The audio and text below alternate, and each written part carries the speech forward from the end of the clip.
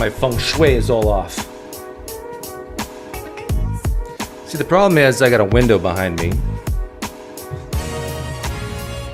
And since it's getting into summer, just the way my house is positioned, which you could figure it out if you were smart, the light's getting through the window, even though I got like so many shades. A proper studio doesn't have windows, but of course this is just a hobby and I don't have a perfect studio. But this works. See, look. Oh, is it gone?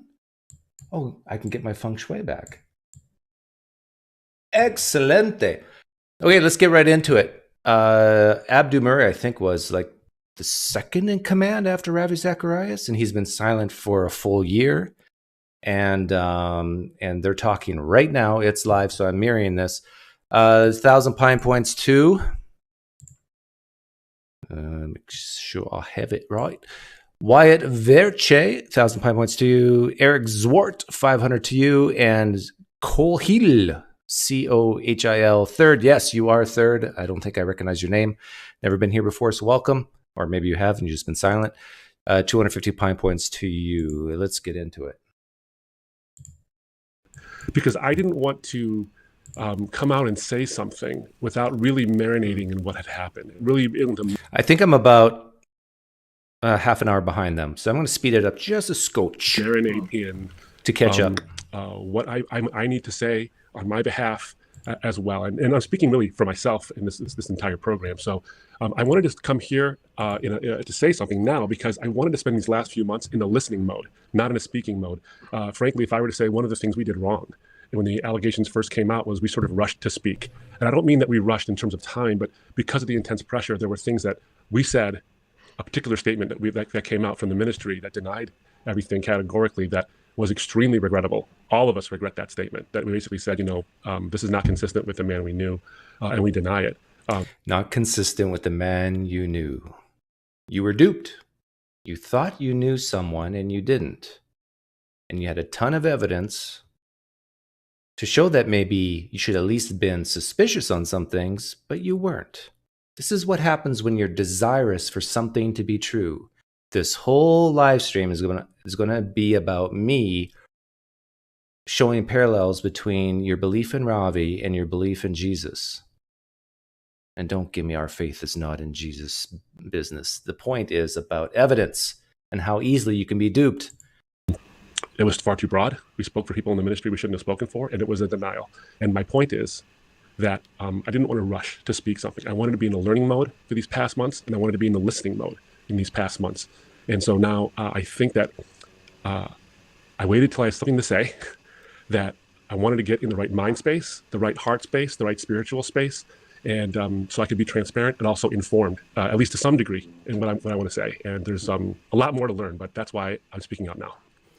Abdu, we're going to get to that. I remember some of the conversations we had, and I think I'm going to butcher this, but you said accusations come easy and quick, but a careful, proper case where you adjudicate the facts just takes time. And that's not how I think. I'm not trained in law, but that made a lot of sense to me. So I'm looking forward to hearing some of your reflections. But one of the questions I know you wanted to talk about was the apology that you gave to Lori-Ann Thompson. Would you be willing to either read that or share about that and maybe tell us how she received that? Sure, I'd be happy to do that. And I'm actually glad to do it. I'm looking forward to the opportunity. I sent her a private handwritten apology. And she did receive that and sent me a note back. And I'm going to basically say what I said. And I've sort of thought it through, but this is basically what I said is that, by the way, first and foremost, there was an apology that the board issued right with a report back in February, and it included an apology to her. And I want to endorse that wholeheartedly as my own. But I also have this handwritten apology that I did send to her. And basically it's this, is that I deeply regret that I didn't take the time to listen to either or both, if Lori-Ann you're watching, to either you or your husband sooner. I'm sort of coming to terms with and getting more enlightenment on the consequences of that, of not listening faster, of my actions and my inactions. And I hope someone asks this question, or I hope Sean asks this question later, but I want to know about Ravi's wife. Like, she is in denial about all of this stuff. And I'm wondering if Abdu has talked to Ravi's wife, widow, and what do you say to her? Sure, I have a lot more to learn. I'm so very sorry for repeating Ravi's explanations for his email exchanges. And just for context, emails were leaked in 2018, in early 2018, where there was exchanges that were some language that was troubling. And I sort of bought his explanations, and we'll get into that. But I wonder why he bought Ravi's explanations, because he wanted Ravi to be this person that he had in his mind, that, this man of God, man of the cloth, spiritual man doing the will of not Ravi, but of Jesus, of God. This just shows you how easy you can be duped. Very sorry for repeating his explanations for his email exchanges with the two of them, with you, Lorianne, and Brad, to those who asked me to explain them. People asked me to explain it, and I repeated Ravi's explanations and his defenses. Now, I didn't seek out opportunities to defend Ravi or to talk about you guys, but I did readily repeat Ravi's explanations and provided defenses to those who asked per his request. Now, the reason why I'm so sorry about that, among other reasons, but a chief reason, is because it perpetuated a false narrative about the two of you, especially Lorianne, which allowed others to in turn perpetuate those false narratives. He must have been given these questions beforehand, because you can tell he's reading these responses off, either a paper or a monitor off to the right. It's because they trusted what I had to say, and I trusted what he had to say, but I should have known better. I'm sorry that I left unchecked the false narratives about your motives for exposing what he did, and how that fostered a perception that you were the predators and he was the prey, when in fact the opposite was the case. It must have been awful to live with and deal with that lie and reversal of truth. And for the part I played in that, I am intensely sorry. I'm actually sorry that even in 2020, after your account was published, Lorianne's account, a detailed account, was actually published, I think, on Julie Royce's blog, I continued to harbor suspicion and doubt about you and your truth, and continue to defend Ravi and the deceptions. I looked for any reason, frankly, to discount it. I didn't just, pull it out of a hat. I tried to find reasons to discount it, even when Looked for reasons to discount it. I wonder if you look for reasons to discount a man rose from the dead 2,000 years ago. She had written, Lorianne, what you had written planted seeds of doubt about Ravi's innocence in me. So I let my misplaced loyalty for Ravi speak louder than my conscience and my sense of compassion. Yeah, he's giving the right answer, I think. The reason why he didn't search further or question it is because of his loyalty to Ravi. And how much more is your loyalty to this idea of Jesus? And that was wrong, and I deeply regret how it has impacted both you, Lorianne, and Brad, and your family. There's a couple of additional things, if you don't mind me saying this. I didn't write it in the letter because what I didn't want to do is sort of have this letter that's overwhelming in terms of the amount of detail or the things I wanted to say, to invite further conversation, which she has expressed to me she's amenable to, and I'm grateful for that.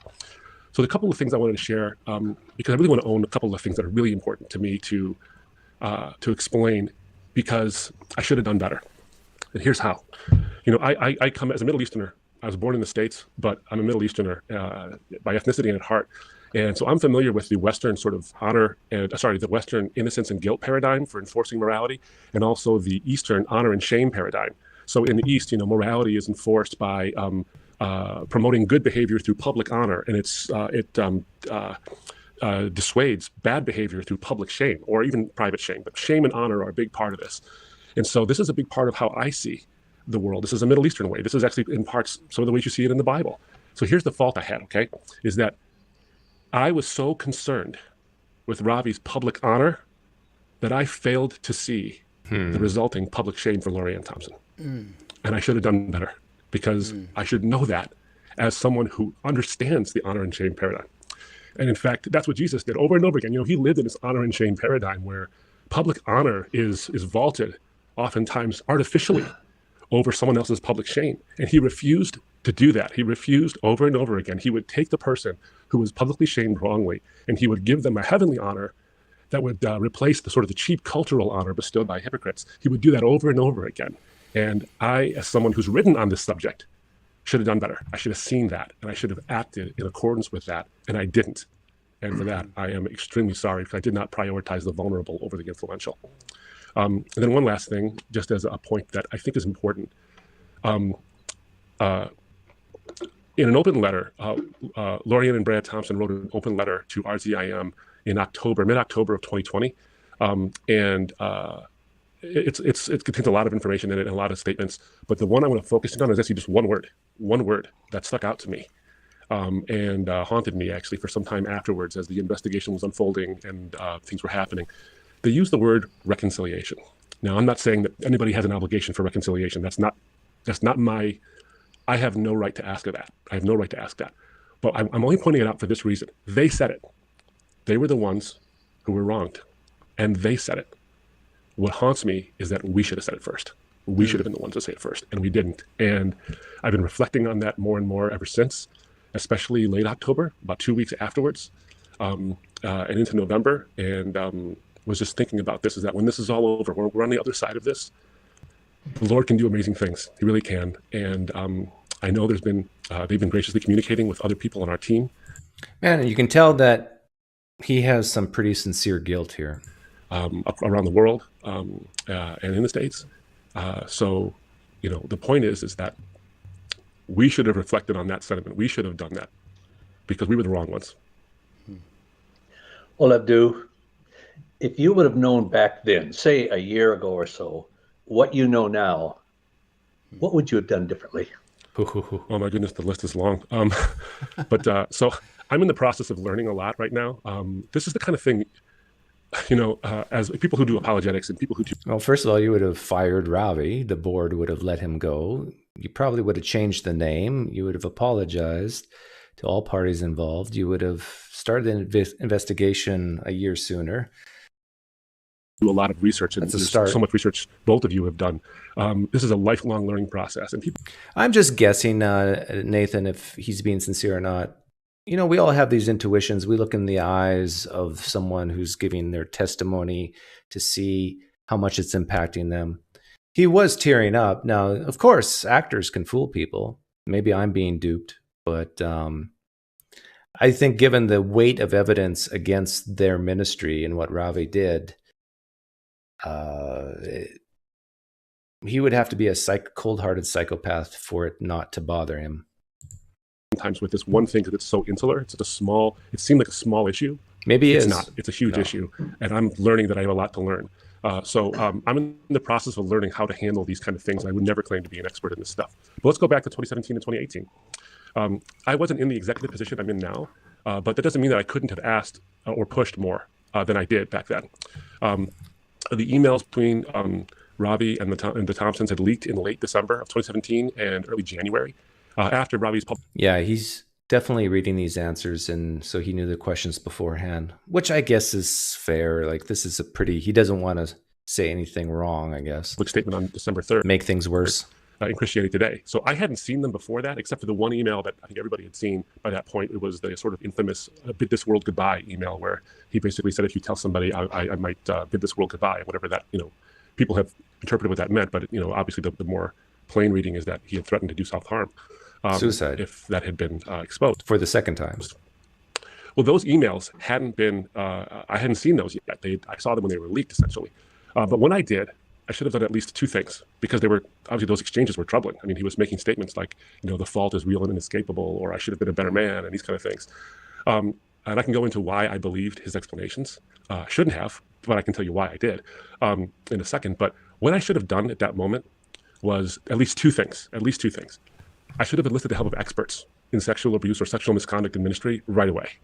Now, like I said, I didn't have executive power, but I was a leader in the ministry. And I could have suggested it. I could have called for it. We all could have. I certainly could. I'll speak for me, especially speak for me. And the reason I say that is because if people who have experience in this stuff, in the ministry contexts, I think can really understand the dynamics that are happening, and they have experience to be able to say, you know what, these are red flags, or my goodness, this is obvious. Why aren't you waking up? And they provide an objective level observation of it. And that probably would have, number two, resulted in a call for an independent investigation. And I could have loved Ravi better and confronted the situation. What I'm learning is that it doesn't do anyone any good. Not the perpetrator, not the victims, to quote unquote hope for the best or try to explain things away and not enlist outside help to explain some of these things. So you can believe the best about someone you have every reason to believe the best about, but in those situations when stuff starts coming up and you're thinking, we need real explanations for this. You got to get someone else to look into it, because you're sometimes too close to it, and you don't do anyone a service, and it certainly can result in damage. Maybe this is unethical, but if I were him or people on the board, I would have hired private investigators to follow Ravi around without him knowing. To people, this is something I'm learning, and I have a lot to learn now. I want to say one other thing too. I think about this is that without sounding too bumper stickery, ignorance can breed arrogance. I assumed I knew how to address these kinds of allegations, especially as a trial lawyer. So, and I also thought to myself, it's impossible for Ravi to have done this kind of a thing. And so that ignorance, I think in 2017, 2018, bled over into 2020. Now, we did call for an independent investigation. I, along with Sarah Davis, and Michael Ramsden, did actually say we need to do an independent investigation. Others did as well, and brought it before the board, and the board agreed. But early on in 2020, before we asked for the independent investigation, and we did that fairly soon after the allegations were made known to us, but before that, we should have enlisted the help of experts to look at this, because it would have guided us to better handle the situation, address our staff, and make helpful public statements rather than the ones we did make. The initial public statement, which included a denial of the allegations, which suggested that we didn't take anything seriously, and maybe even would have kept victims from coming forward because they thought, no one's going to take me seriously. But if we had enlisted experts in 2020, virtually immediately when this came up, I think that things would have gone differently. We would have had an investigation, and we would have had the result we came out with. That still would have happened, and we did do that. But I think handling it both externally to the outside world and internally to our staff, we would have cared for everybody a lot better. Abdu, I know hindsight is always 20/20, but now that you're looking back, there's a lot of people wondering, did you see things in Ravi's life and or ministry that should have been red flags that could help us in our relationships to identify similar things moving forward? So, Good question. This is kind of a tough one because, and the reason I say that is because, hindsight is 20/20, and then you start to, the danger is you read. He already answered this question earlier when he said that there was leaked emails about Ravi admitting that he was going to commit suicide again. Something into everything. And you don't want to be too broad, but you also want to be as astute as you possibly can and learn from your mistakes. Try to commit suicide. I'm trying to figure that out and learn from my mistakes as well. So it's going to be tough because I joined the ministry in 2015. So as of right now, Ravi passed away a year ago in 2020. So by the time he had passed, I had just a little over 5 years of experience with the ministry and with him. And so I didn't travel with him very often, but I traveled with him often enough where I'd done some speaking with him. So my time with him in that sense was inconsistent. So I can't say I saw the regular patterns of behavior. We did have meals and meetings together at various places. So I can't say that I was there at every step of the way where I knew everything. I can say this is how he acts in this way and in this way. Having said that, though, I think there's a couple of things that jump out. And some of this stuff I've learned since. I've actually learned, I didn't actually know before, but I know now. So it's not really hindsight. It's actually just like new information. Okay. But one thing I did know was the extensiveness of his travel. He traveled a lot, an awful lot. 200 and something, 240 days a year. I think even sometimes more than that. I'm not sure what the highest number was, but that's a lot. Bangkok, Thailand, right? And we have a covenant, actually. We have a covenant that our speakers sign where we don't travel for more than 100 days. And that number isn't arbitrary. That number is actually based on information we gathered about how people can burn out. They can be susceptible to all kinds of problems and lack of transparency, all kinds of problems with burning out too much or traveling too much. And so I think that the red flag was the extensiveness of the travel schedule. And, Josh, Well, wait a minute. If it was policy to only travel 100 days a year, what did he say? Ravi traveled over 200? I'm thinking about something, and I think you were there, Sean, when your dad shared this. We were in Mexico for a meeting with a bunch of people and just sharing and talking about ministry and learning from your dad. And Josh, you said something that has always stuck with me. You said, there are times when I'm at an event and the host is talking to a bunch of the speakers, and he asks one of the speakers, can you stay an extra day? And that speaker says yes, like that fast. And you said, that always bothers me because he didn't check with his wife or she didn't check with her spouse. They didn't have an accountability or a transparency. Their schedule was their own. And you said that's a red flag. Well, I don't know if he did that or not, but the point is that extensive travel, I think that level can be an issue. Others may have more to say. Jason Lockery asked, did Ravi ever admit guilt? No, he did not, Jason. Ravi went to his deathbed. He died, never recanting for his sins. even with the threat of hell, with the threat of eternal death, he did not recant. Yet he knew what he did wasn't a lie. See any parallels to the first century apostles?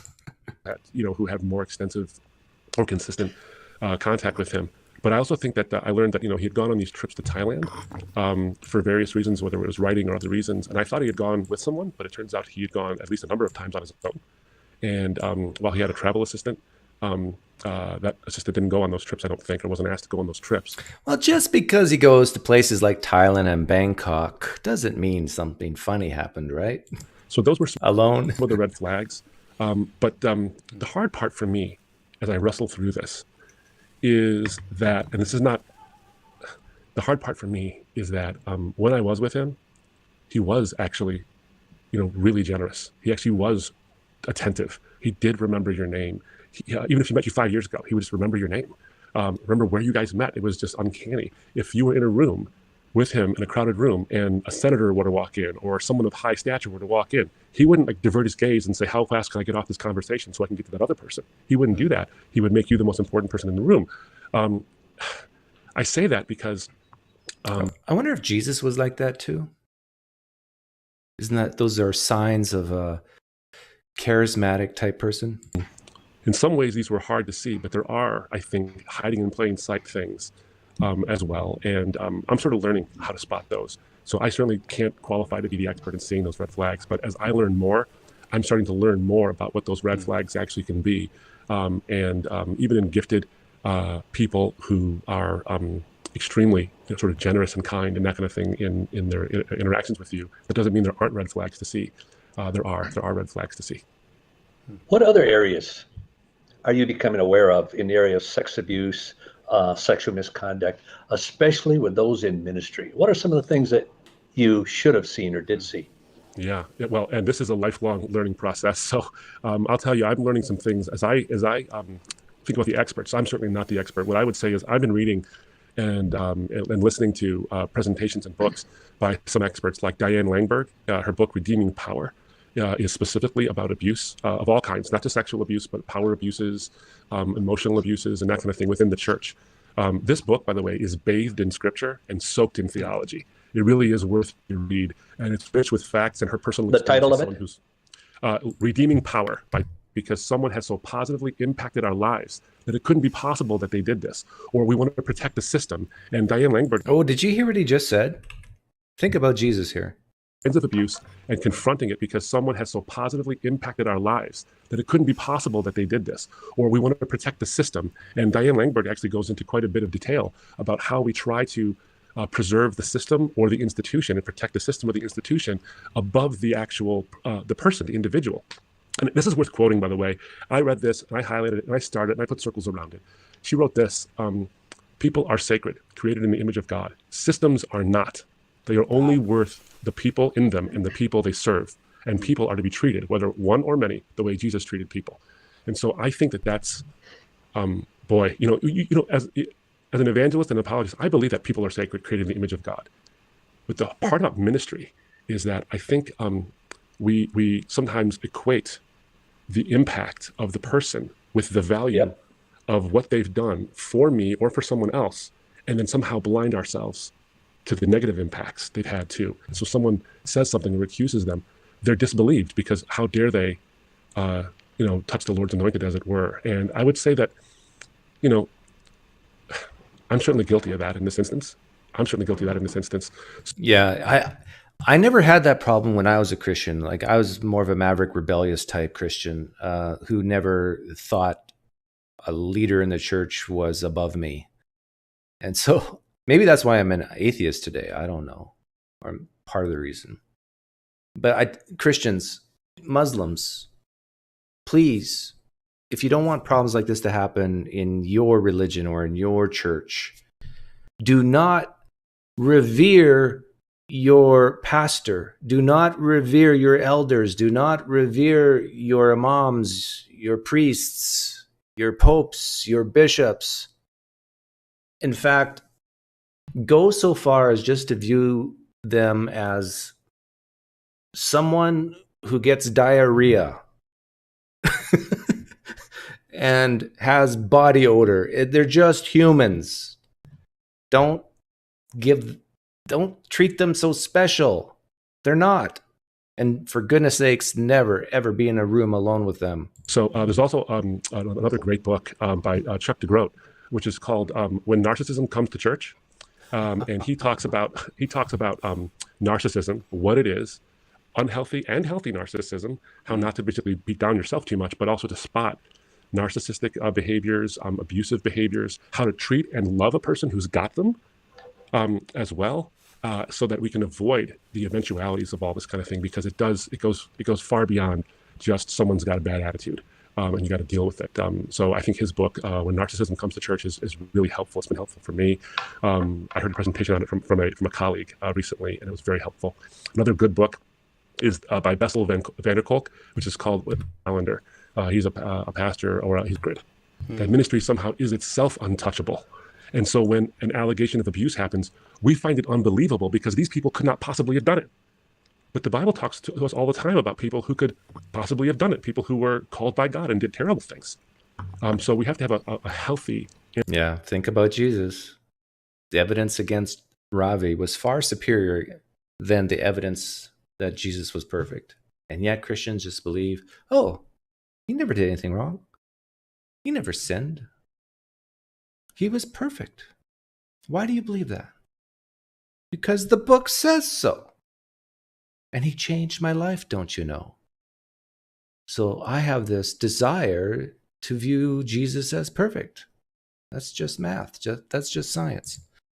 And not try to blind ourselves to the reality because of ministry. That's what I'm learning about myself. What I need to really, really take to heart here. Abdu, that's really helpful. Thanks for sharing those resources. Again, this is kind of a hindsight is 2020 question.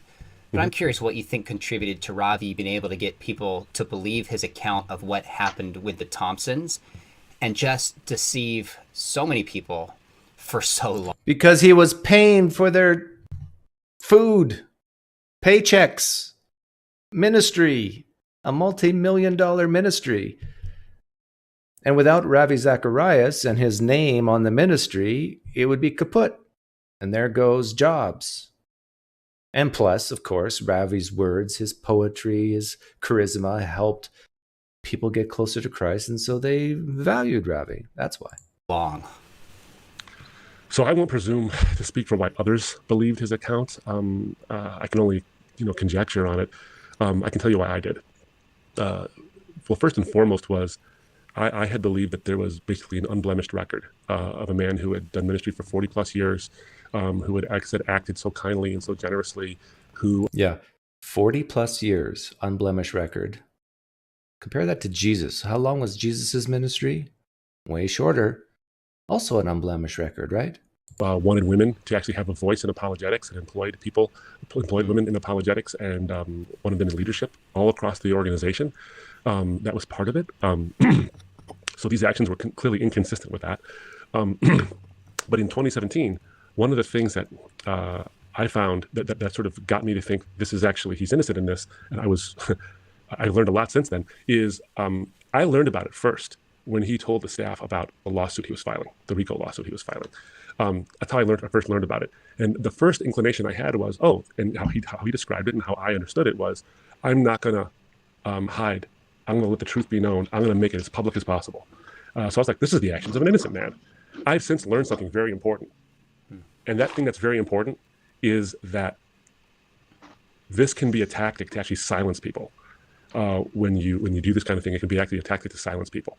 So that's how I started to get convinced. And then with that backdrop in mind, everything else sort of fell, sort of dominoes into that right after that. But the reality was for most of us, and I'm sure it's true for me too. I know it's true for me. How could he have not known that earlier, that that's a tactic? Someone who's guilty can threaten to sue someone who's innocent. That happens all the time. Because I know me, is that the initial thought was he just couldn't be the guy to do this kind of thing. And I'm learning this is often the knee-jerk response when allegations of misconduct or abuse come up, especially in ministry, especially with a prominent figure. It's one thing to think of someone, the best of someone, but later when more emails leaked, my thinking should have given way. It should have given way to more critical examination. But the reality was I didn't want it to be true.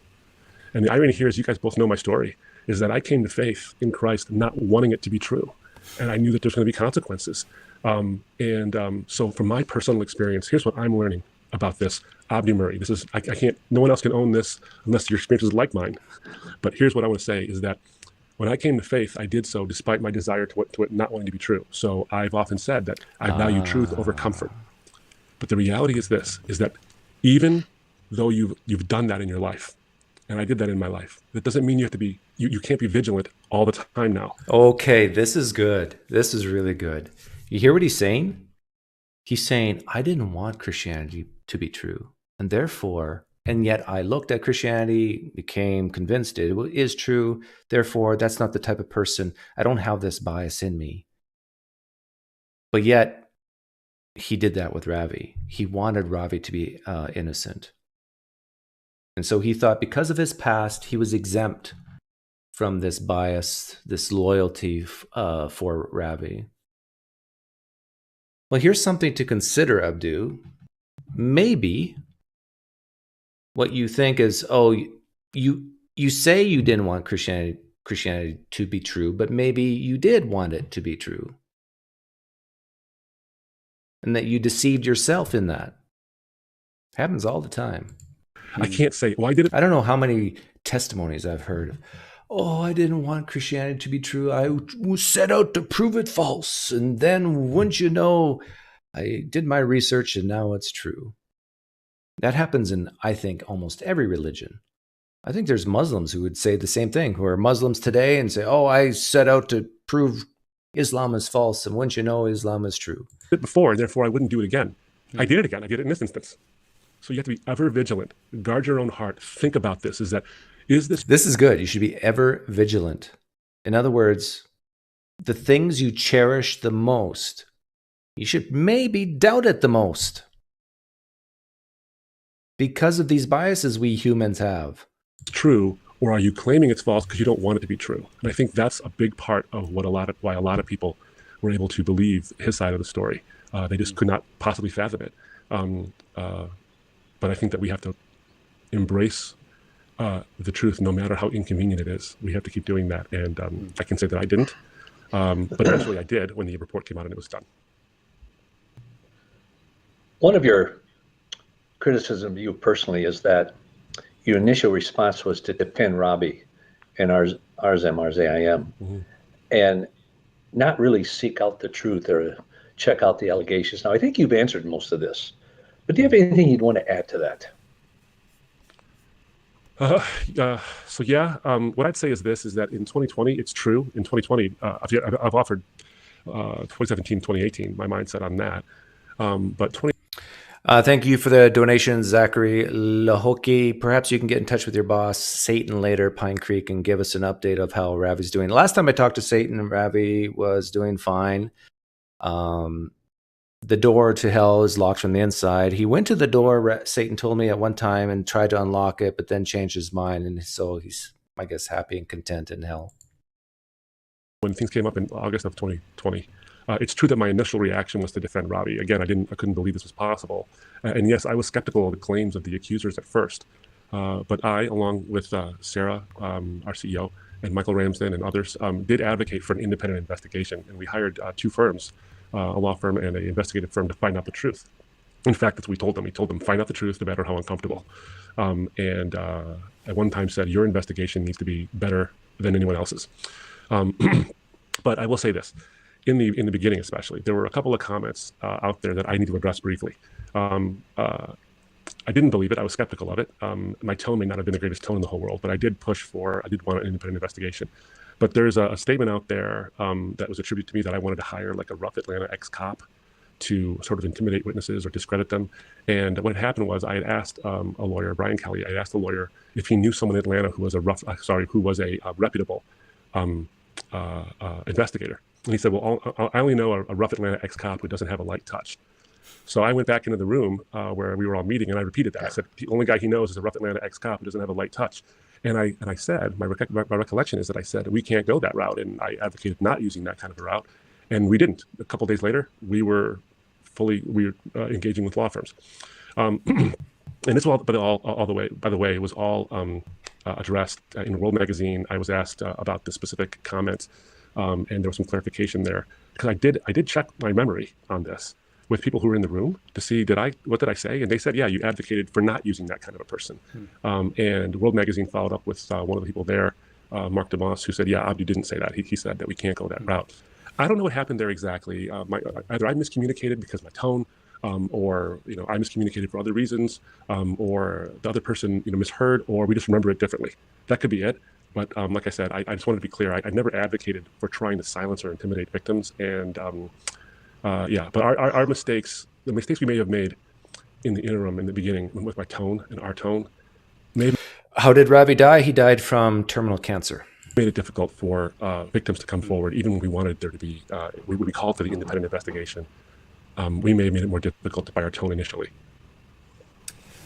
Abdu, can you talk a little bit about accountability structures and processes? Like, what was in place at RZIM where clearly leadership would have thought they had the structures to prevent this, and they didn't? So what worked and what failed?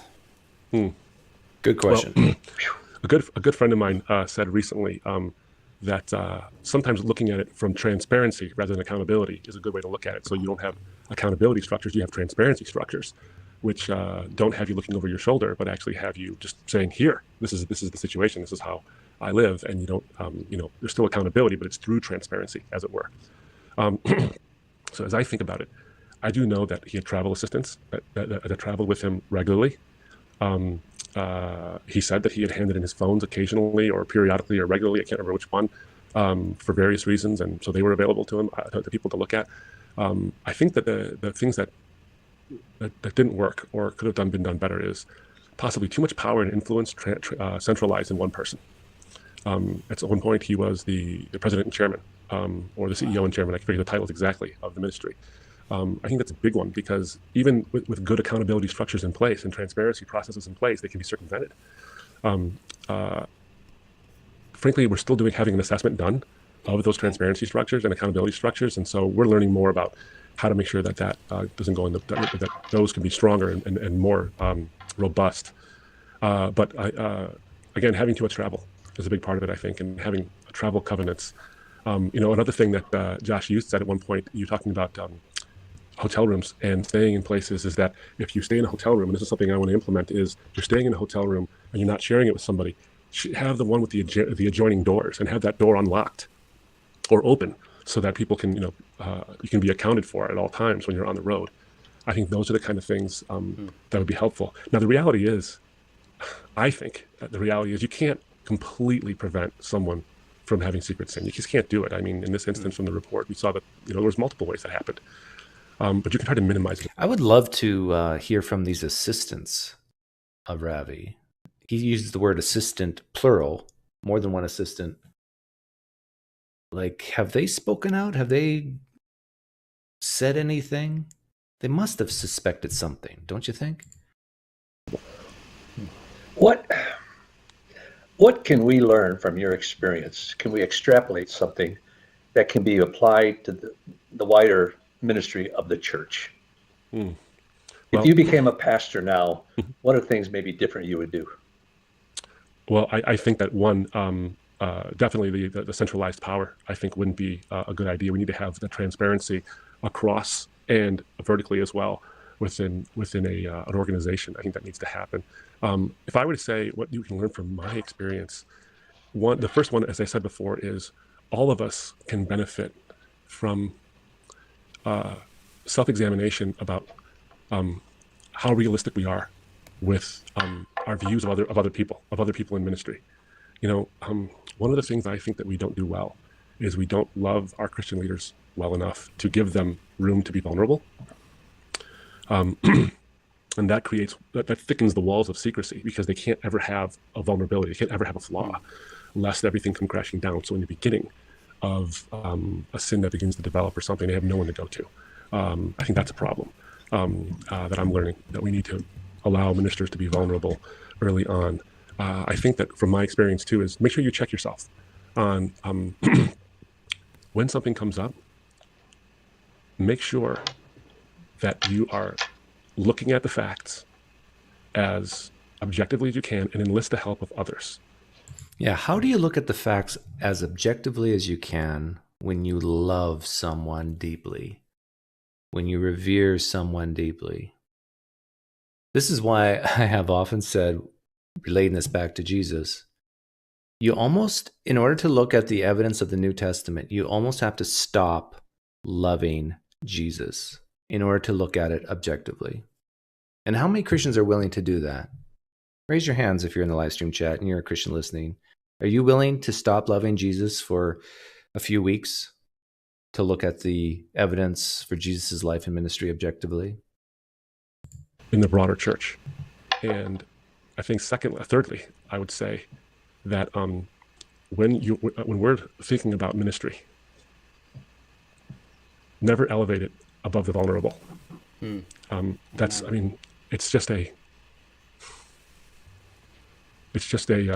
easy to do because you minister to the vulnerable, but then when that starts to threaten the structure, there's a temptation and a seduction to cast the vulnerable aside for the sake of the ministry that reaches the vulnerable. How ironic is that? And so I would say that's a broader church issue. That's what I think, at least. And again, I just want to come to this with a posture of saying I'm on the beginning of this journey, not the end. Abdu, we got a few more questions for you, but I just want to read an encouragement from Corinne. She said, "Thanks for doing this interview. Very good to learn from it. Well done, Brother Abdu, for humbling yourself." So just know there's a lot of people that appreciate your willingness to humble yourself like this. I guess this is more of a personal question. Like, what was it like for you? Because I've seen the way you look at my dad as a spiritual father and the influence he's had on you. And I've thought, if these were true of somebody I considered a spiritual father, how much that would devastate me. What was it like for you personally when you really had that moment of like, wow, this is true, he's guilty? Someone else asked me that question, and I actually hunted for the word. And I now have it because I think it's the right word. Shattered is a great way to put it. Shattered. Because you think about the time with them and you want to value it. And I got to say, I don't want to speak for other people because other people have been far more shattered than me because they're closer and they had a deeper relationship with me. So I don't want to elevate my experience or plumb the depths of it too much. I cannot relate to this. Like, Ravi was his boss, I guess. Like, there's so few people in my life that could shatter me. Like, my spouse, my wife is one, my kids. But other than that, I can't think of someone who would shatter me, disappoint me to that level. Like, it sounds like he almost viewed Ravi as his second Jesus. Sense of those voices, but it was shattering. It really was shattering. We had just written a book together, and it just come out. And someone sent me a gift that was bookends, actually, and there were the verses that molded my faith and molded his faith, and it was this poetic, like, putting together of saying, put the books you guys write together in this thing, and then this stuff you start realizing this is true, and it just becomes shattering.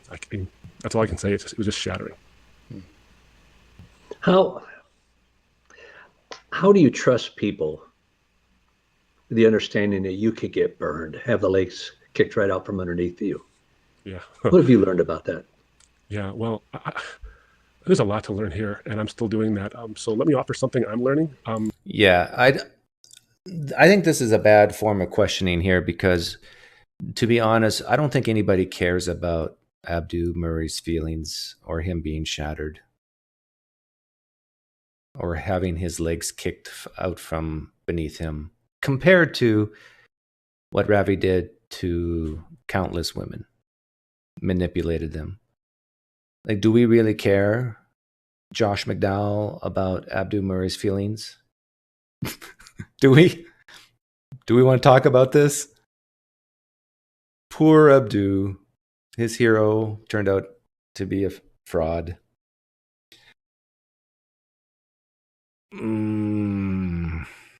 Hopefully it's helpful. I don't know. I'm still struggling with some of this myself.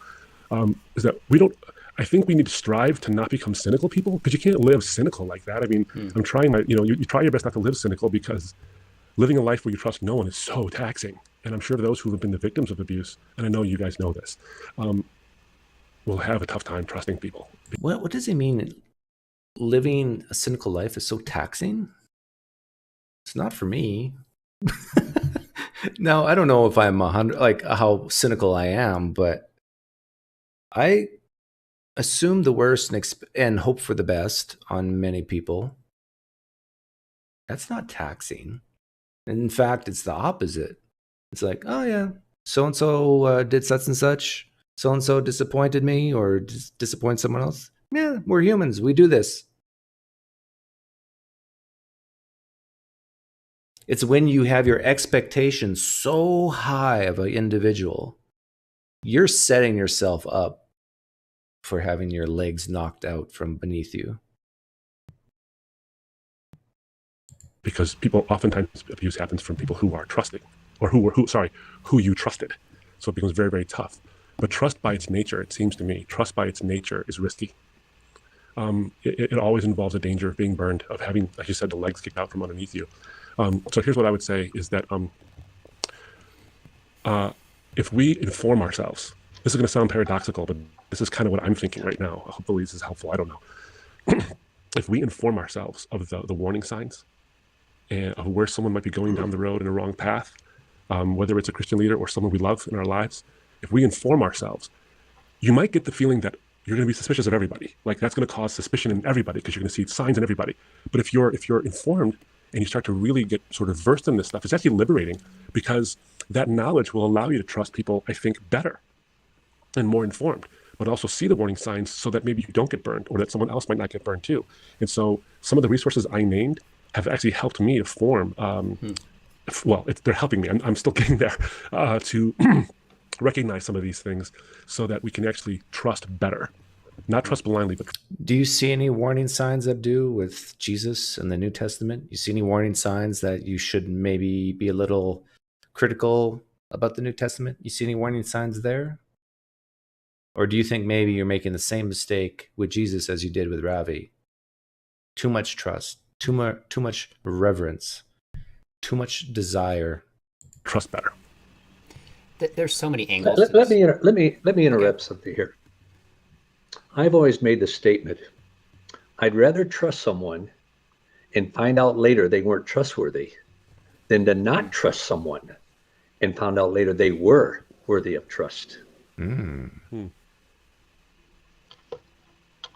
So what you did, I think would have been like if you hadn't trusted Ravi, made accusation, everything, and later found out he was trustworthy. That could have destroyed your relationship. And trust in everything in there. It's a fine line. It's a fine line. But I think I'd rather trust someone and find out they're not trustworthy and maybe, take it on the chin. Then I would feel horrible if I made accusations about someone, didn't trust them and everything, and found out later. What Josh is saying is it's almost like a binary switch. You either trust them fully or not trust them. You can, be suspicious, or you can lower your confidence in people and still not make accusations. Like Abdu could have, with Ravi years and years and years ago, said, I'm not so sure about this. But he could withhold any accusation until he gets more information, more data. But it's not like, you either 100% trust someone or you don't. There's levels all in between. Totally trustworthy. I would feel horrible in that situation. Well, and that's part of it though, right? I mean, that's part of the dance, the tightrope you walk. But what I was just sharing is that if we learn some of the signs of this stuff, I think we can trust better. That's what I was trying to get at, is we can actually trust better so that we can sort of employ that principle you just said, Josh, but actually do it with for lack of a better word, skill. So we can trust people better and minimize the number of times we get burned. But also minimize the number of times, or maybe even eliminate, if that's humanly possible, the number of times we don't trust somebody but should have, because we learn the signs of trustworthiness. I think that's a good way to walk the rope, but there's no perfect way to do that. At least I haven't found one. If someone finds it. In business, this is why we have engagement letters. This is why we have contracts. Because even someone you've known for years, you still put it on paper, sign your names to it. And if the times where I do not contract people, I assumed I'm going to be burned. I'm assuming I will take it in the chin, but I'm willing to take that risk. And how many times has that happened to me? A couple, where I trusted people and without a contract, and they burned me. But guess what? I blame myself. I don't blame them. Yeah. Please let me know. Please let me know. Abdu, there's so many angles to this conversation. There's legal questions, there's moral questions, relational questions. But I'm curious, theologically, is there something you've learned theologically or even biblically through this process? Yeah, you shouldn't trust Jesus because you don't know what Jesus said. You don't know what Jesus did. You know what some people say he said and did decades after he reportedly said or did these things. What you should learn from this, Abdu, is you love Jesus. You love that he removed your sin and guilt and shame on the cross. You desire for that to be true. You want to live forever in this place called heaven. Let's see if he'll say any of this stuff. Oh boy, yeah.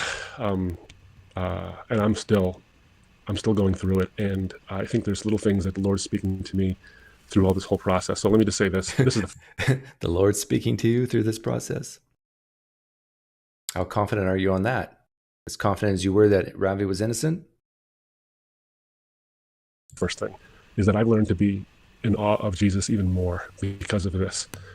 He hasn't learned a thing. Abdu, you have not learned a thing. Ravi was your Jesus number 2. And Jesus is your Jesus number 1. You haven't learned a thing, if that's what you say. What a contrast he is to all of us. What a contrast. He doesn't disappoint. He consistently values the vulnerable, the individuals over the systems and institutions. You know, this is the interesting part to me, is that when you think about how abuse actually works, it's usually a dynamic of power and vulnerability. You know, someone with power will take advantage of something. You are being abused by this idea of Jesus right now. And you don't even see it. With vulnerability, and it can be a two-way street. I'm sort of learning this process. But here's the unique thing, the theology that I get out of this is who Jesus was. Jesus, as God incarnate, is the most powerful being in the universe. He's the most powerful person to ever walk the earth. Yet he knew what it was to be a victim of horrific abuse.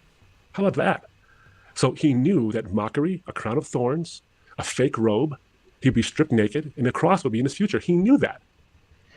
Yeah, and at one time you knew that Ravi Zacharias was a victim, right, of abuse. All these false accusations against Ravi. You truly believe that, just like you truly believe that Jesus is a victim of abuse and mockery and shame at the cross. We don't have his foreknowledge, but we do have hindsight. And I want to learn from that. And so when I look at Jesus, you know, I think some might be tempted to walk away from Christ because of Christendom's faults and individual ministers' faults. But Jesus is the example in all of this because he is simultaneously powerful and vulnerable, and yet he never messes either one up. He is all the more attractive because as a leader with power, he is never abusive. And as one who was abused... How do you know Jesus was never abusive? How do you know Matthew, Mark, Luke, John, the disciples, Paul, after they became Christians, were never abusive? How do you know these things? Because of the lack of evidence, right? Just like there was lack of evidence against Ravi years ago, you thought? He's compassionate to the vulnerable. I mean, if there's a God, it's got to be him. Sorry. Go ahead, please. Sorry. From what I understand, it was an atheist that exposed a lot of this and brought truth to light. I think we owe that person a deep gratitude. Yeah, logically speaking, let me just say this. His atheism has nothing to do with whether what he was telling was the truth or not.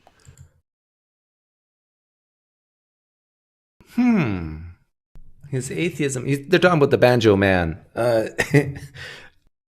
His atheism had nothing to do. Maybe it did.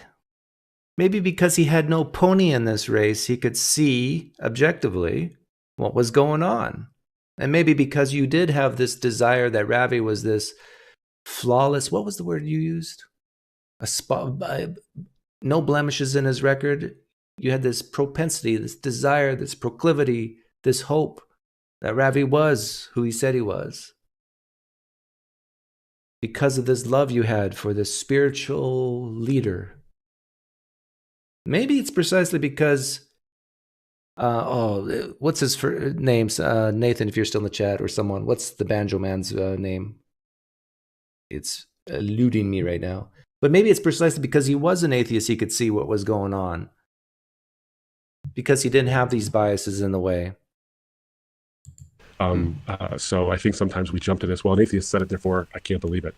But what should humble us as Christians, and are who claim to be the ones who follow the way, the truth, and the life, is that our way must be truthful. Steve Boffman, thank you, Feckenal. Steve Boffman was the atheist who started, how many years ago? I want to say 7 or 8 years ago. He started a website, and the first thing that he kind of caught Ravi lying about was his credentials. And Ravi and RZIM had to start pulling back because they started looking into it, and this atheist, Steve Boffman, was correct. And then he started looking into some of these inappropriate relationships, and it turns out Steve Boffman was correct. Maybe precisely because he did not believe in the core propositions of Christianity, and that this leader named Ravi was espousing these core propositions. Maybe it was that helped him find the truth. There's a lesson to be learned here. Right? Here is an atheist who doggedly stayed after it and exposed it. And the truth is valuable no matter how anguishing it can be. And so I do think, Steve, if you're watching, or if you ever watch this, you were right and we were wrong. And thanks for pressing the concern. Abdu, I'm curious how this has shaped your public ministry. Are you out there still speaking, writing? I know you've taken a break from social media entirely, or for the most part. How's it affected your ministry and even some of your ministry goals? Well, there are, there's been some obvious, there's a pause in ministry. There's a significant pause here, and that's a good thing for me, and for various reasons. But it's a good thing for me because one of the tremendous things I've learned in this, sometimes you learn things through pain in a way you can't learn anywhere else. I wish it were different, but it's not. What I'm learning is that Don't talk about your pain, Abdu. It's not a wise thing to talk about. If this is you in victimhood, the other people involved here that Ravi manipulated is like, no, we don't need to hear your victim. Public ministry, of course, is valuable, but it's fraught with landmines. And this pause is really helping me to address those. And Paul addresses the issues that ensnare us in Galatians 5. I've really been spending a lot of time thinking about Galatians 5. And obviously the context in Galatians 5 is about returning to the old law and not throwing off the freedom that Christ offers us, and returning to these various forms of legalism. But Paul says something really fascinating in verse 16 of Galatians 5. He says, walk with the Spirit and you will not gratify the desires of the flesh. You notice what he says there? Yeah. Ravi believed that too, Abdu. Walk by the Spirit, you will not fall into the temptations of the evil one. What good is the Holy Spirit when it doesn't work? It doesn't help you to avoid these problems? What good is the Holy Spirit? Doesn't seem like the Holy Spirit worked for Ravi and countless others in the ministry. It seems like human rules, human protocols, accountability, people following you around, open doors seems to work better than the Holy Spirit. A man with a woman, a priest in a room, having that door open where anybody at any time could walk in and see what's going on, works way better than the Holy Spirit. You ever think about that? Who would think an open door would work better than the one person of the Trinity? You won't have them. You won't have the desires of the flesh. He doesn't say that. He says you won't gratify the desires of the flesh. And then one of the things that he says is a desire of the flesh, or is part of the what we have to battle with all the time, is jealousy, fits of rage, selfish ambition, dissensions, factions, envy, and a whole host of other things, including sexual immorality. I think that those works of the flesh can be especially dangerous in public ministry, especially jealousy, fits of rage, and selfish ambition. I think that we start to think much more of ourselves than we ought to. And it's funny because Paul also says that we are to think of others as more significant than ourselves. Now, that's interesting he says that, because he doesn't say think of others as more valuable. Others are, I sometimes think that what we do, and I tell you I'm guilty, is we say Jesus is perfect. And then we say our public figures, yes, they're flawed men, but we really mean is they're just right there, just a hair below him. Right. And so when they fall. He's, I think, speaking the truth here, that this is how he viewed Jesus is here, Ravi is here, and then there's the rest of the people. When really you should say, here's Jesus, here's Ravi, and here's the rest of the people. In general. If you're talking about who's better at calculus, then you can say a certain person A is better at calculus than a certain person B. Fall from that pedestal, even a little, it's like they fell from heaven. And so we don't allow vulnerability. And then I don't think that we even want to express vulnerability sometimes. We have to do that. Paul gives us this excellent example of this in 2 Corinthians 2. He's preaching. Relationship with their spouse, a dynamic marriage, and right down to an incredible sex life. Can you speak about that of Ravi and his marriage? Ooh, here we go.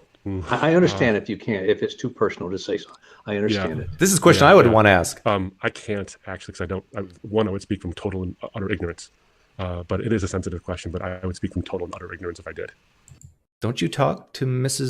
Zacharias at all, ever, since this has happened? For the record, if people don't know, what's her name? I forget her first name, but Mrs. Zacharias, the widow, still believes that her husband is completely innocent. I read something where she's gone through all Ravi's personal stuff and has found no evidence against Ravi. But a guy like me hears that, and I think, even if she did find something that a guy like me would say, oh, this is suspicious, she would, because of this lens that she's viewing her husband through, she would never say that it's suspicious, because she views her husband like she views Jesus, or close to Jesus.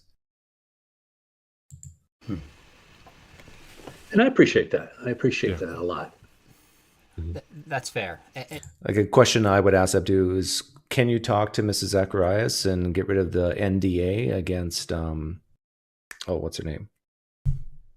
The first woman? Now her name escapes me. In some ways, the fact that you wrote a book with him and spoke with him and are ignorant about those issues is somewhat telling in itself, and I could probably just leave it there. I would say that when I saw them together, it looked like a loving marriage, and he would speak of her often from the stage.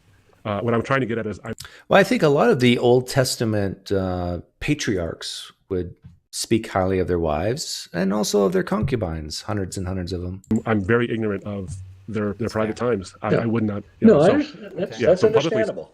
Publicly speaking, whenever I saw them, I don't say publicly, even in private settings, when we had dinner, they had chemistry. I can't say it was, I had no flags when it came to that. Marjorie. It's not Margaret, is it? Maybe I should have. Wow. I don't think I should have. I just had no flags when it came to that. But again, I would be speaking from ignorance, and I wouldn't presume to do so.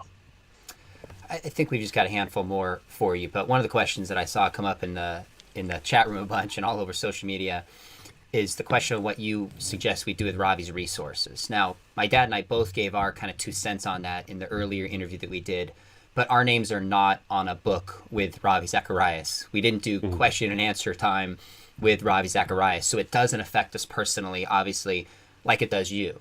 So what are your thoughts on what should happen to his various resources moving forward? Well, let me just start off by saying this, is that I'm very aware that people have very sharply divided opinions on this. It's true. So I'm not going to... I'm actually trying to see the books behind him, if these are any Ravi books. I can't tell.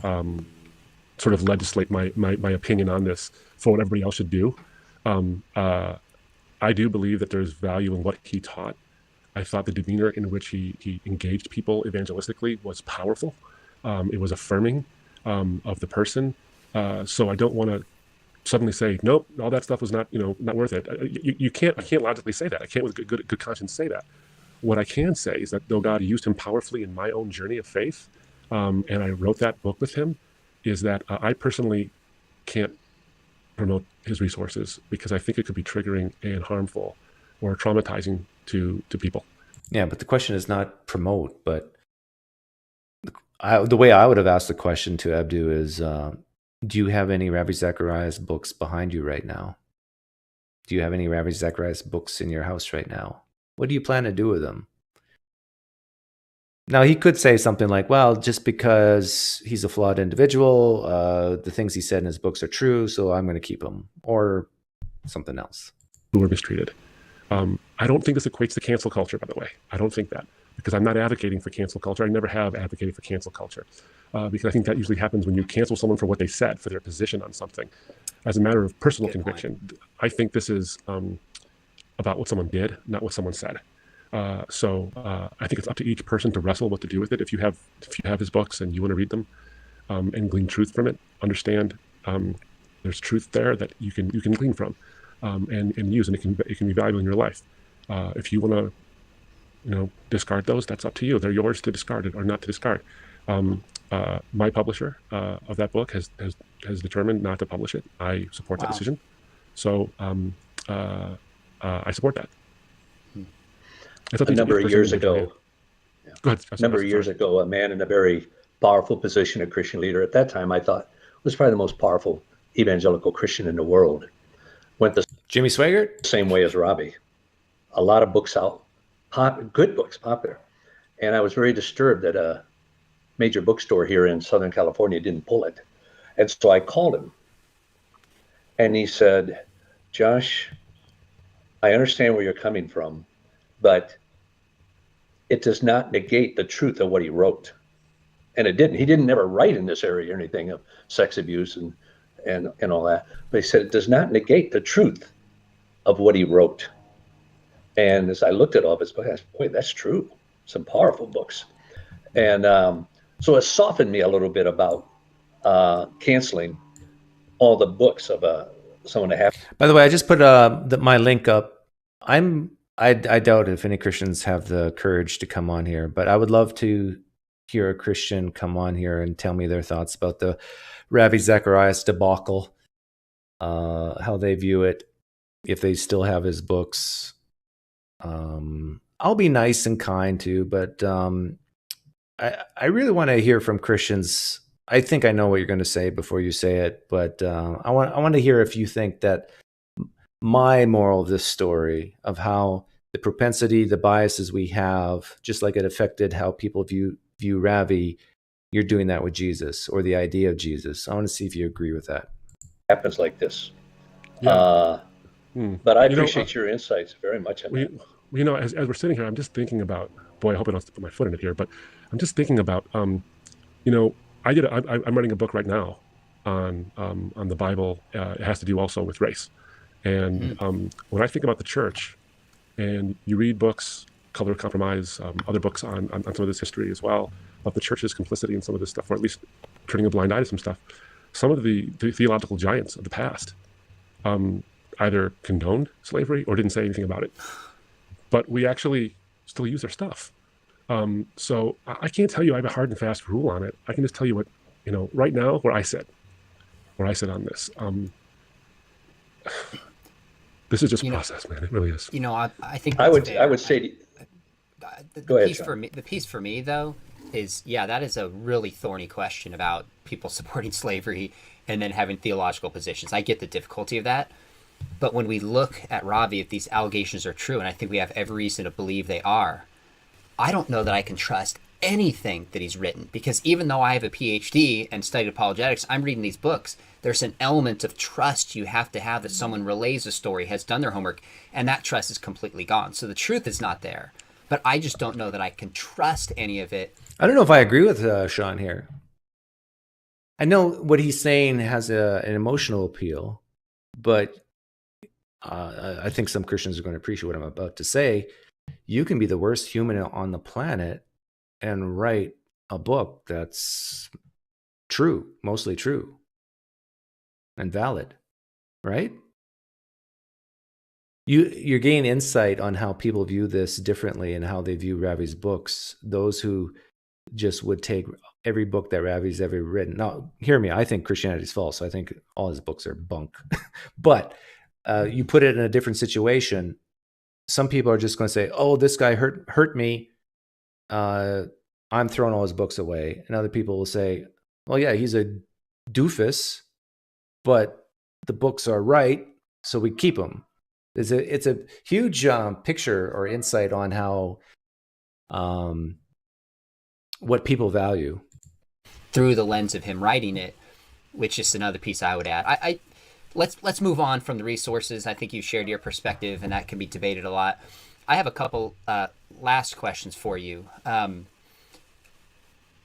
you tell us a little bit about what your ministry is moving forward? What you said you're writing on race. That's a new issue. Do you want to keep speaking? Do you want to keep writing? Do you want to stay with RZIM? Is RZIM changing its name? I know that's like 50 questions, but as much as you can tell us about where you're headed, I'd just be interested in knowing and also just kind of supporting what you're doing. Well, thank you. So I'll tell you, when we meet when I was running the U.S. Speaking team, the North American speaking team, we would have these meetings together and we would talk about theological issues and apologetics, speaking events and that kind of thing. And I want to say this very clearly. I don't think I'm in a pause in ministry. I think in some ways, understanding this issue is one of the most important things I can do for ministry, because this is one of the biggest issues of our day. One of the biggest issues of our day. So I don't think this is a pause. I think this is a press. This is a press into it kind of thing. So why do you say it's one of the biggest issues of our day? Well, because I think that as more and more things happen, I mean, more and more leaders are falling based on this, whether it's abuse or it's just affairs or whatever it might be. The big question people often have is, and this goes back to what Gandhi said, I like their Christ, I don't like their Christian, because their Christ, their Redeemer, doesn't seem to have redeemed them. That kind of a thing. How can we espouse that this is so true and transformative if we don't look transformed? We'll have experienced some form of sexual abuse. 1 in 6 men, I think that's the numbers, if I'm remembering it correctly. And that's probably underreported. That's a staggeringly high number. And now, with what I've been going through and experiencing and trying to learn, people are coming forward and talking. No, I've sped it up, Lavington. We're getting close to the end here. Experience. Someone close to me has gone through horrific trafficking, and we've been. I really want to be able to do ministry again and offer that ray of hope to people. I want to learn from this. So, the ray of hope I would say is that I really want to do ministry again, tearing up. No, you should not say this, Abdu. If I were you, Abdu, I'd become a plumber or an electrician. What I would say to myself is, I didn't catch the warning signs. I should pull myself out of the ministry for letting my biases affect me this much on something so important. And maybe I've learned from my mistakes and will never do it again, but I can't take that chance. I'm out. This is my opinion. I think every person who was on the board or worked with Ravi Zacharias should never do ministry again. A lot of Christians are going to disagree with that, but it's because you've shown yourself to be not trustworthy in seeing or listening to your inner voice saying something's not right here, something suspicious here, squashing those red flags and instead increasing your biases out of reverence for some guy.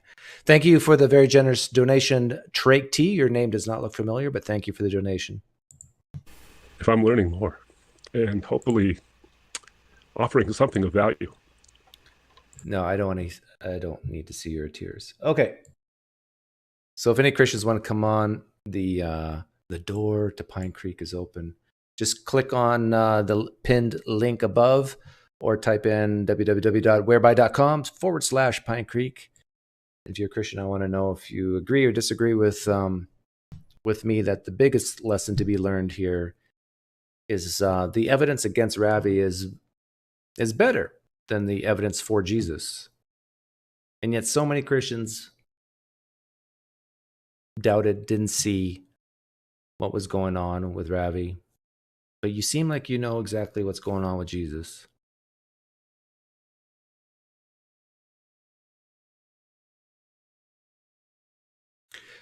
Don't people who fall for Ravi falsify the Holy Spirit? Well, that's the point I made earlier. It seems like the Holy Spirit doesn't do a very good job in protecting, helping believers.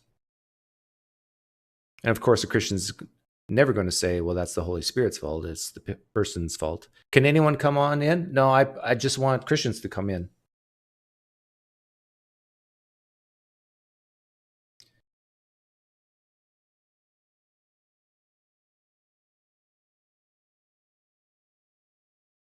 Wonder if Abdu ever prayed about it and never received an answer as Jephthah's daughter. I'm sure he did. I'm sure Abdu Murray, when these accusations first came out and as they progressed, I'm sure he prayed about it.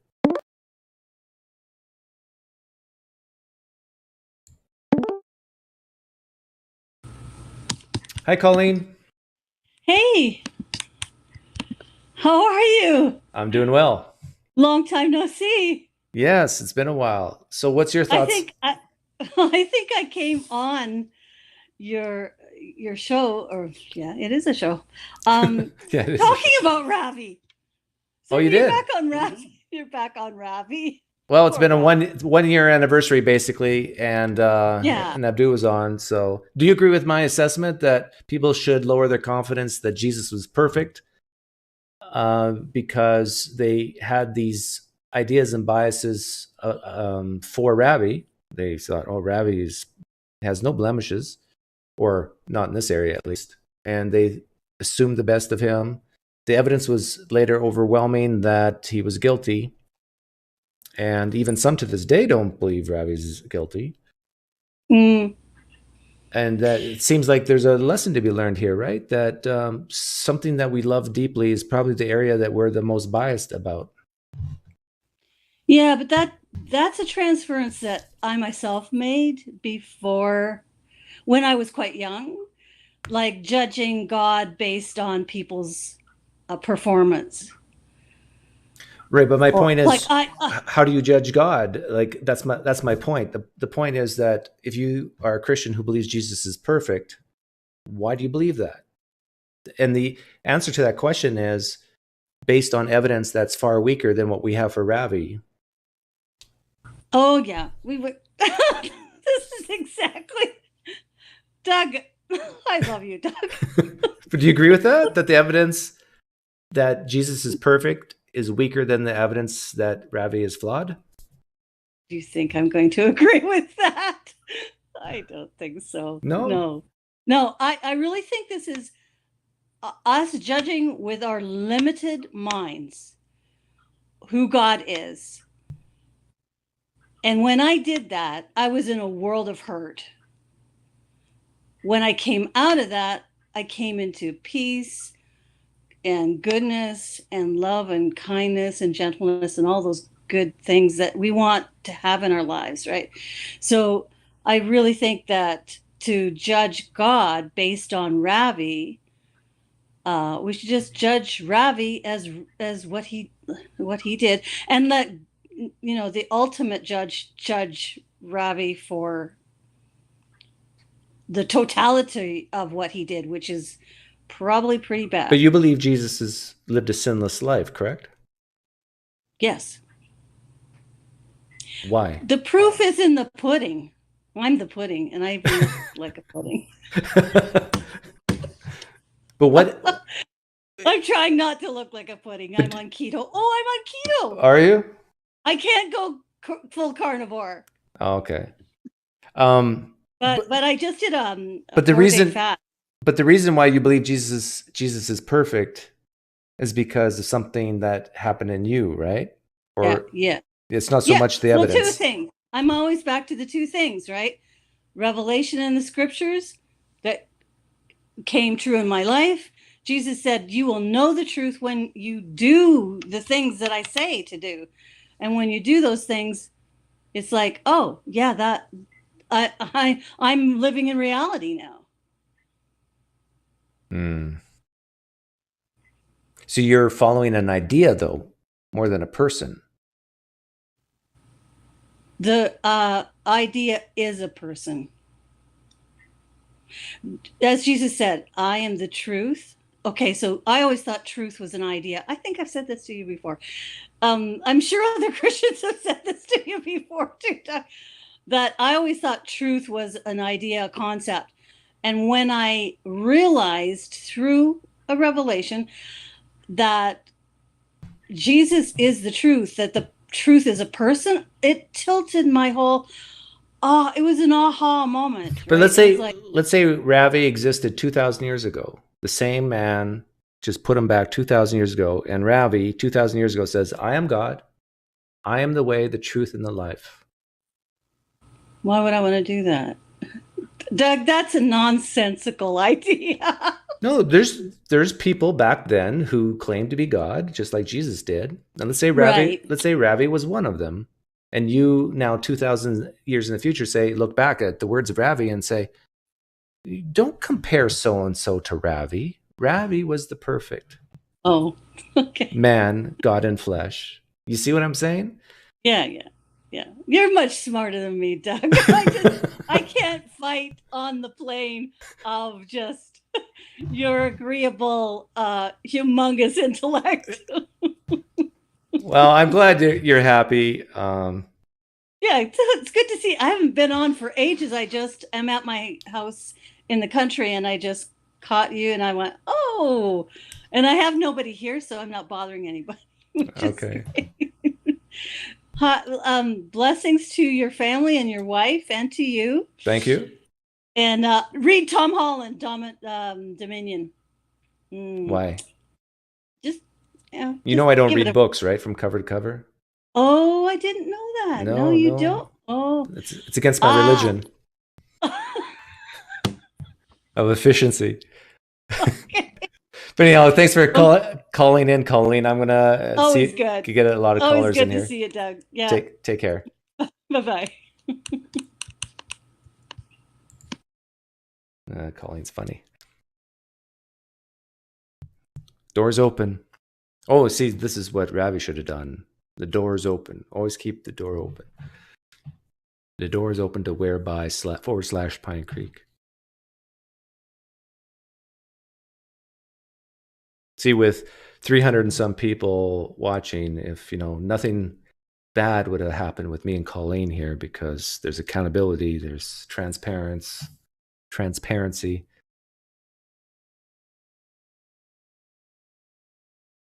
My wife could walk in right now and say, "What are you doing?" "I'm talking to Colleen."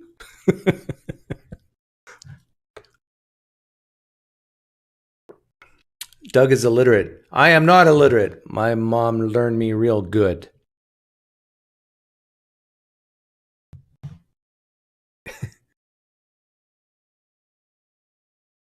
There's an apologist, a pastor listening right now. Feel free to call in to the link on the screen or press the link on the pinned comment above. Or if you're just a lowly, here's pastors and preachers and apologists. They're up here. You might be down here. I don't know. But I'll talk to you even if you're down here.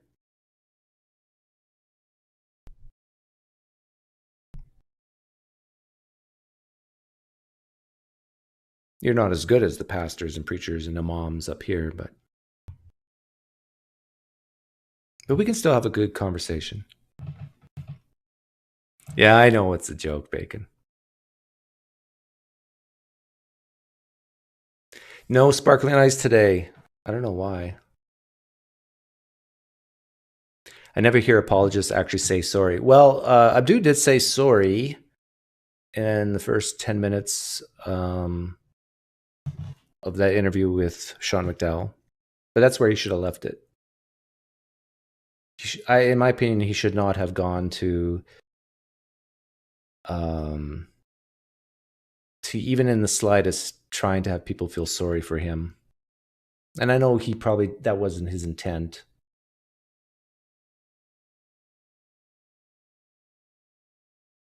I would have more faith in you, PineCreek, than Ravi's. Well, thank you. But don't let that cause bias in you.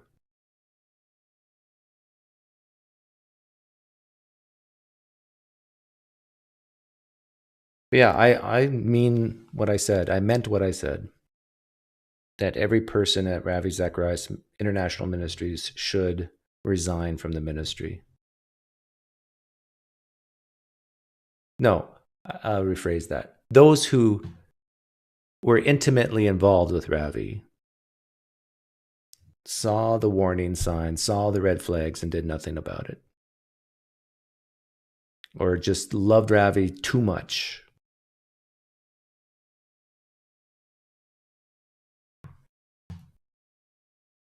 You should probably go into plumbing or be an electrician.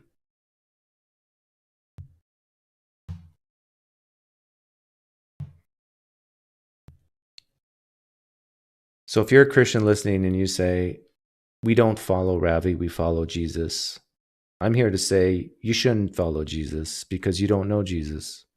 You thought you knew Ravi and you were wrong. You think you know Jesus, and I'm saying you're wrong. You don't know Jesus. You know what some people said about the idea of Jesus decades after his existence. And even some people would say he didn't exist. I don't think the Christ existed, but there probably was a preacher going around 2,000 years ago.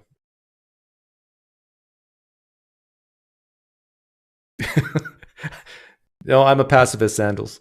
Well, I lean pacifistic.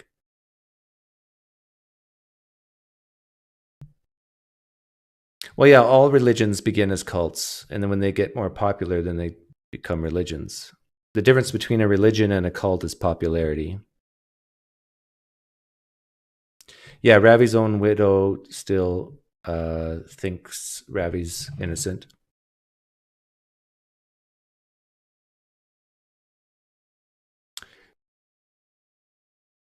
Thanks for the donation. How probable is that? Once again, doubt is a virtue. Apportion your belief to the evidence. Amen. Hallelujah. Praise science. Scientific method.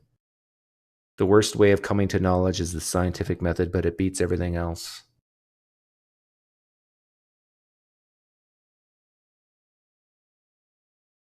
Definitely beats the Holy Spirit.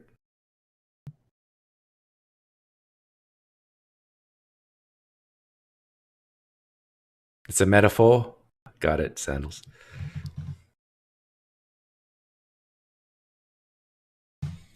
It's a metaphor. What's a metaphor? To help people understand. That's what it's for. Come on, Christians, don't be shy. I know you're in here listening. I would love to hear from a Christian who's bought like several of Ravi's books. What did you do with those books, Christians? There's an easy start-off question. Just tell me what you did with Ravi's books. Then we can talk about Jesus later. Oh, you know what we should do? I know some Christians are feeling uncomfortable right now for coming in because of the ambiance. But let me change the ambiance. This will make you more comfortable.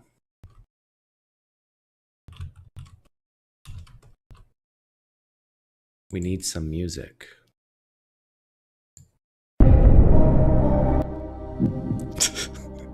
This is so uplifting.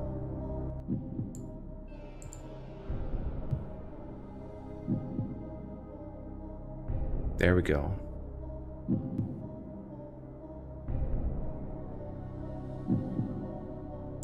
This soothing music will help Christians want to come in.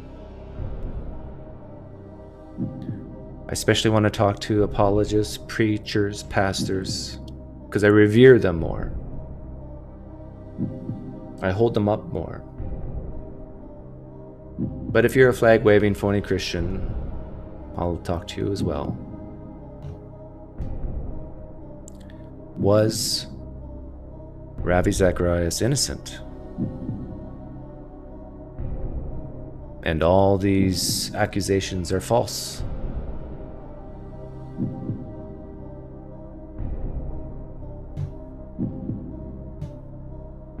If you're a Christian, you think Ravi wasn't innocent and these accusations are true. Years ago, you thought differently, yes? You thought you knew Ravi and were wrong. You think you know Jesus. Could you be wrong?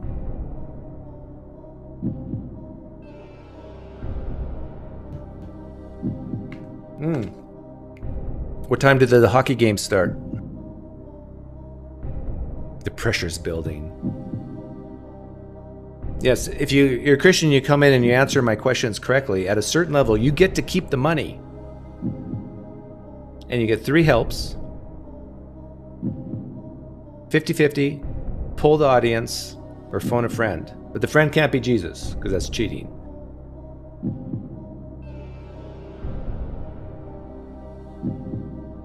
Phone a prophet.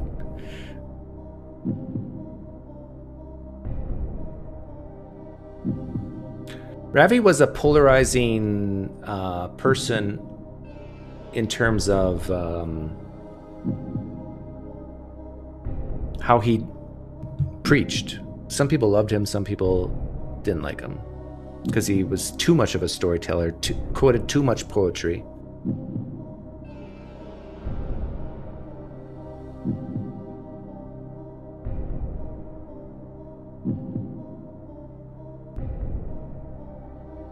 Why do people care that Ravi sinned? Have not all sinned and fallen short of the glory of God? Is not one who is guilty of the smallest part of the law condemned equally with those guilty of?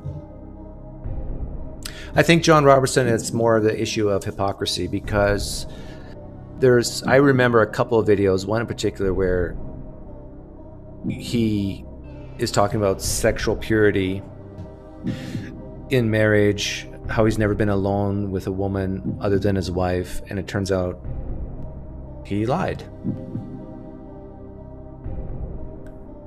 Most people are willing to admit that they make mistakes, but people get really upset when people say they're innocent and just flat out lie about a particular thing.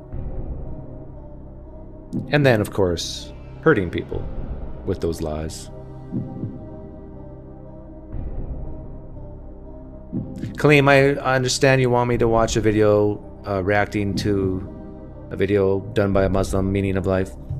Kaleem, I know you're a Muslim, and you probably agree with almost everything I said in this live stream about Christianity and Ravi, but please know the evidence that God, Allah, revealed himself to a man named Muhammad 1400 years ago is just as weak as the evidence that Jesus Christ is God incarnate. It's just people writing stuff down and saying God said it. Sorry. The truth hurts.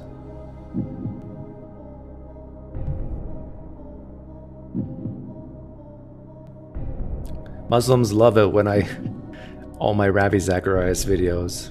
Even one of them said that on Hamza's Den when I was there.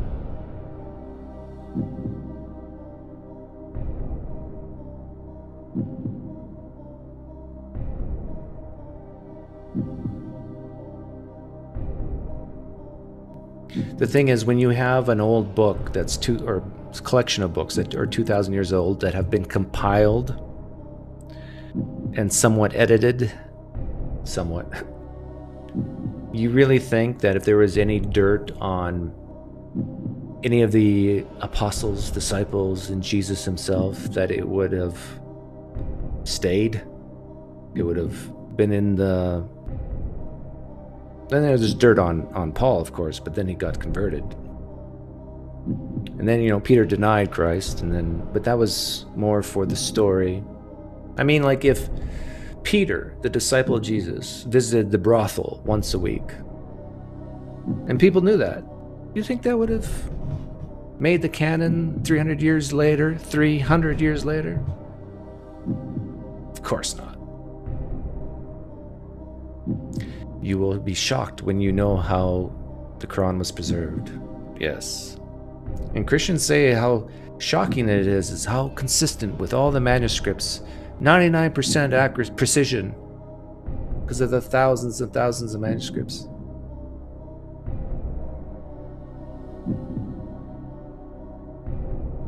We know what the original said, say the Christians.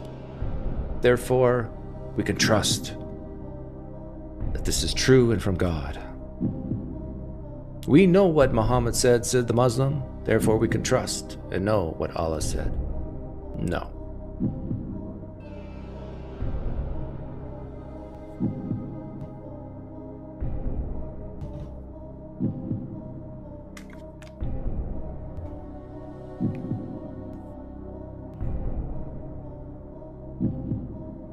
Hey, Sean McDowell, if you're here, you can hop on. Or Abdu Murray, if you're here, you can hop on.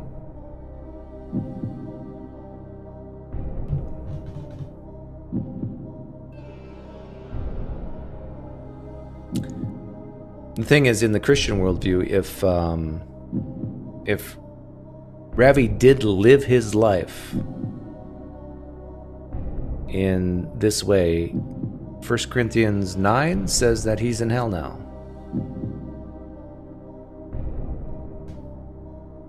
And if he did have a deathbed conversion, repented of his sins sincerely, he's in heaven now. And someday all his victims will die, and if they're true Christians, they will be in heaven as well. So Ravi and his victims will be in heaven together, living happily in eternity.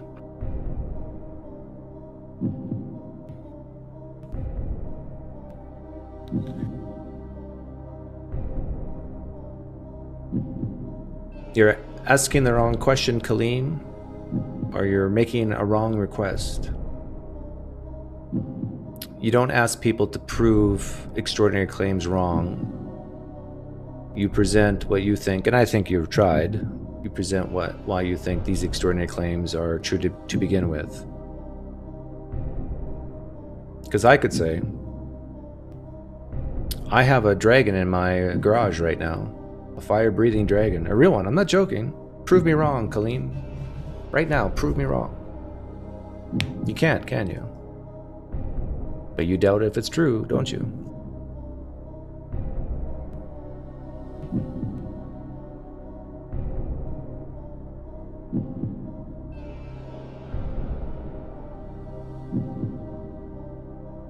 But maybe you want to come down to my house and see my fire-breathing dragon.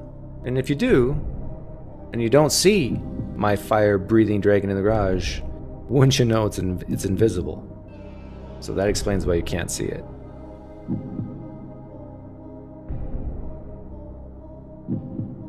But it's there. Honest, it's there. You just can't see it. But if you have the right frame of mind, Kaleem, you can feel the presence of my fire-breathing dragon. You just have to believe without doubt. Actually, I said Christians only, but if Muslims want to come in, Kaleem, if you want to come in, you can. Seems like you want to talk to me badly. This music is giving me a heartache.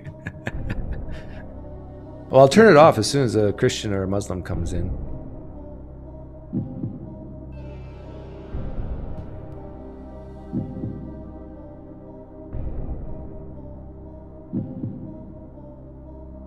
You know Islam is true, but you're in self-denial. Yeah, that's also in Romans. That the truth is being suppressed in unrighteousness. There's a lot of things Muslims have just plagiarized from the Bible. And there's a lot of things the New Testament plagiarized from the Old Testament. And there's a lot of things the Old Testament plagiarized from ancient Near East cultures that predate them, like the Sumerians. Nothing new is under the sun.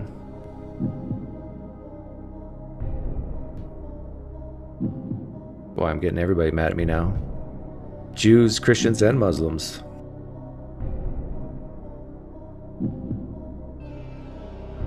And Mormons.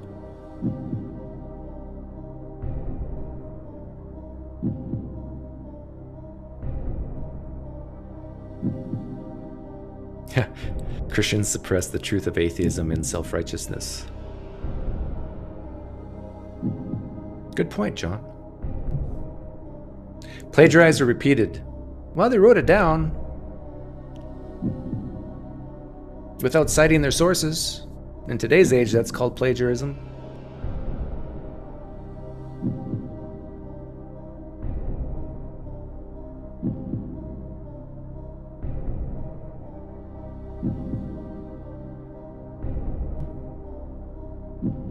Okay, enough of the music. That music.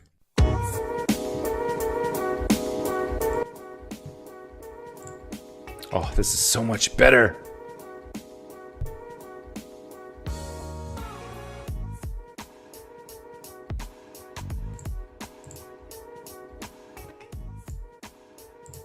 What's the name of the video you want me to watch, Kaleem? Meaning of Life, Islam.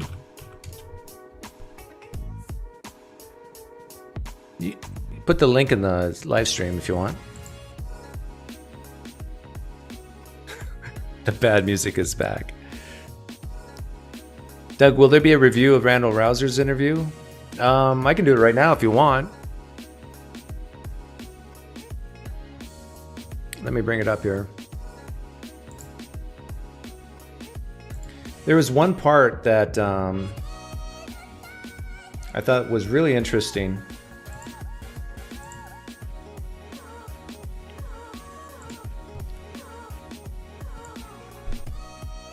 Oh, yeah. There was a lot of interesting stuff in that interview. Okay, let's turn that off.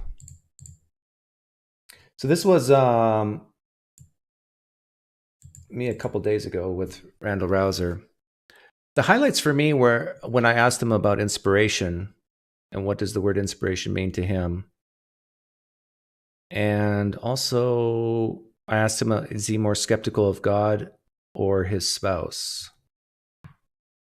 So I was trying to get him off this, you're either skeptical or you're not, but more, let's compare skepticism.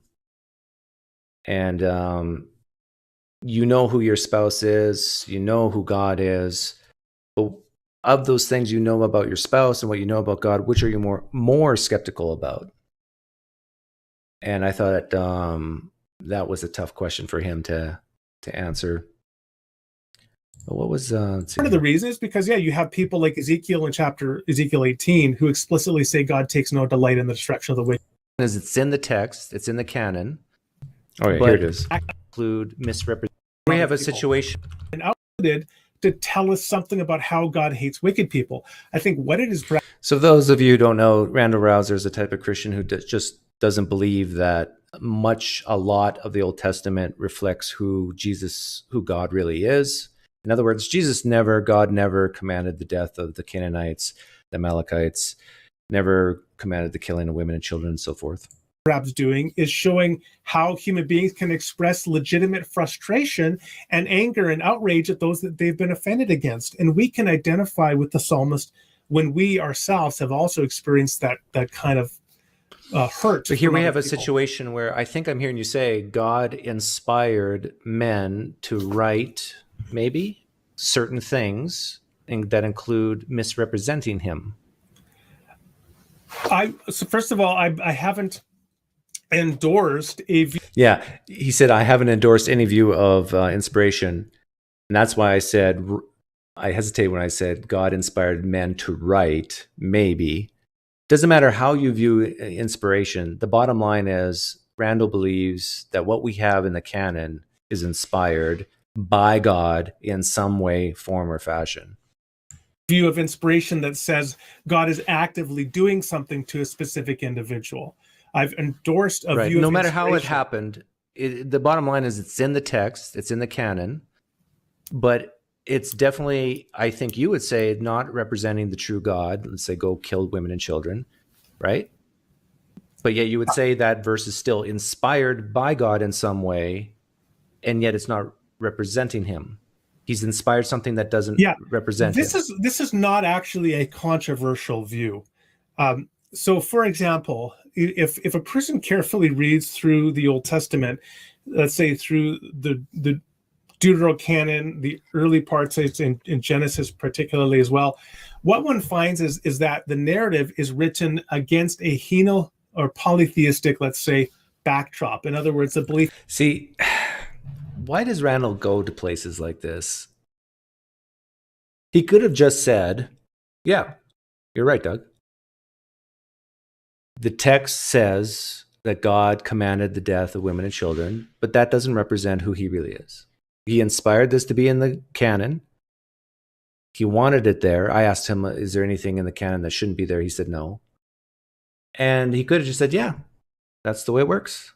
Or at least sometimes works. In many different gods. So when we read in the Ten Commandments, thou shalt have no other gods before me.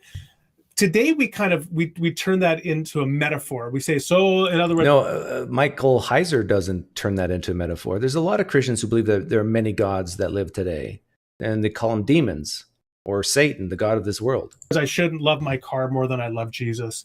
Well, actually, it was set in the original context against the belief that there were other deities. And so that is part of the narratival world in which the text is revealed to the original authors. But if somebody thinks that we are then obliged to believe that the Bible commends polytheism, I think that they've missed the boat. I think you have to recognize that there is accommodation to limited and errant human perspective. I think most Christians are polytheists. They just define polytheism a different way. So then they say, no, they're not. But they do believe many gods exist. They believe at least two gods exist. Yahweh, God in three persons, and the god of this world, Satan. But when they think of the word God in their head, they're thinking of the most powerful creator God. So I have to say this 3 times. Yes, Yahweh's he's the biggest, the bestest, the creator God, most powerful. Yeah. 3 times over, I get it. But you still believe Satan's the god of this world if you believe Satan exists. Now, I'm not so sure Randall Rouser believes Satan exists, but I think he does. But do you think within Scripture? Well, this is a very important point. Like, do you think there's anything in the Bible that God didn't want in the Bible? I think he wanted it all in the Bible. That's why I affirm inspiration. If I inspired you to write a book about me, and you said the most nasty stuff about me, and I got to look at it and review it before it's published, I probably would say, no, don't put that in there. That doesn't represent me. Stop it, Randall. Change this. But you're saying God didn't do that. I think that, again, the Bible is a complex book. This is why I have such a huge advantage over apologists. Because what I said is just so incredibly reasonable, so incredibly simple. I inspire Randall to write a book. He does, and he says the most heinous things, awful things about me, but I'm in control of the publishment of this book. And I say, no, change that, because that doesn't represent who I really am. Change it. I don't want that there. But God didn't do that, it seems like, in Randall's view of the canon. He saw in his omniscience that people would write, go kill women and children, and the animals, don't let anything survive. He knew it would be in the book. He knew people would read that, and some would believe it, believe what it says. And he left it in there. Randall could have just said, yeah, God was okay with being misrepresented, because part of God just doesn't want people to know who he really is. If he is a just, angry God in some cases, or a loving, mild, and meek God in other cases. So that was one of my favorite parts.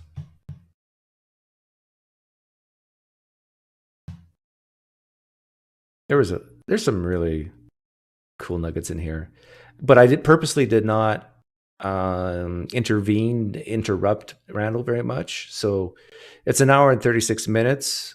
If he would have answered all my questions like in 1 minute or less, it would be like a 30-minute video. Because I think I might have asked 10 questions.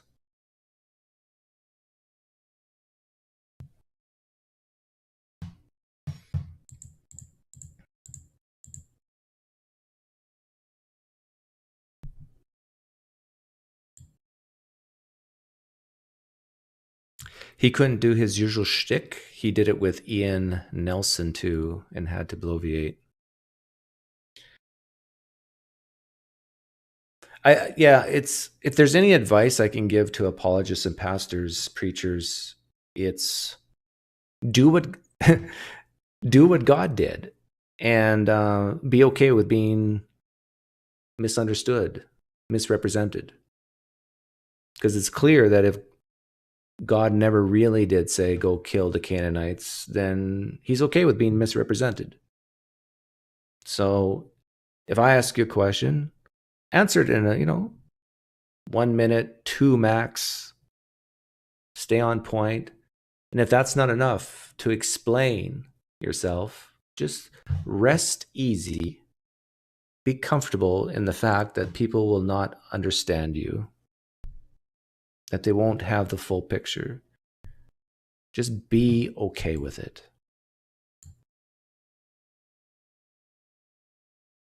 I like nice PineCreek more, but maybe it's good to see Edge sometimes. Well, yeah, you're saying I was nice with Randall? I think I was nice with Randall.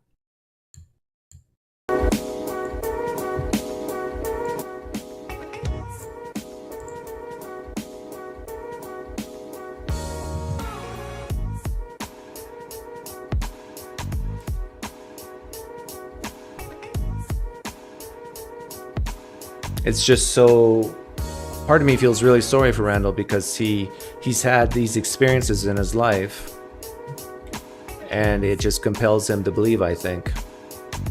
But yet, he's also compelled to have to defend the Bible.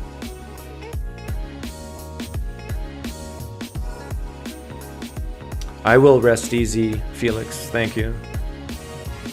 I usually do.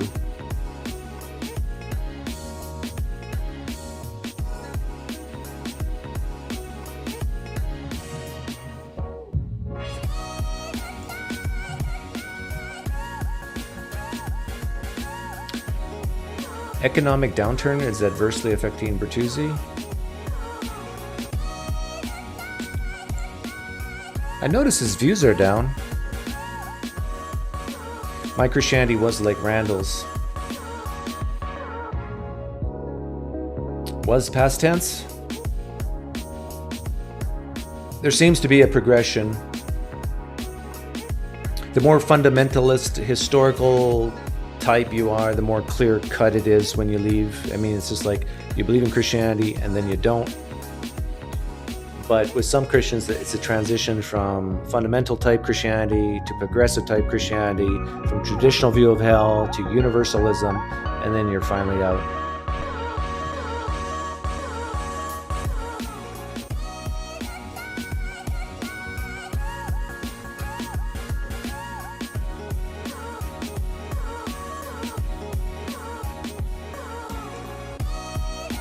Oh, you found the video that so-and-so was talking about? Yeah, I don't see the link, but if you put the exact title, copy and paste the exact title, then I can look it up. I have a feeling I'm just going to laugh, but I don't want to poison the well too much.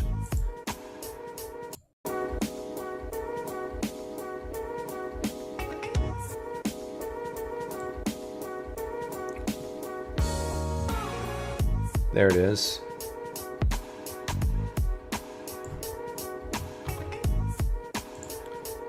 Okay, this is for my Muslim friend. Let's see what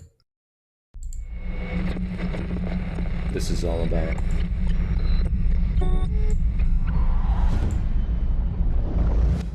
The meaning of life. What are we doing here?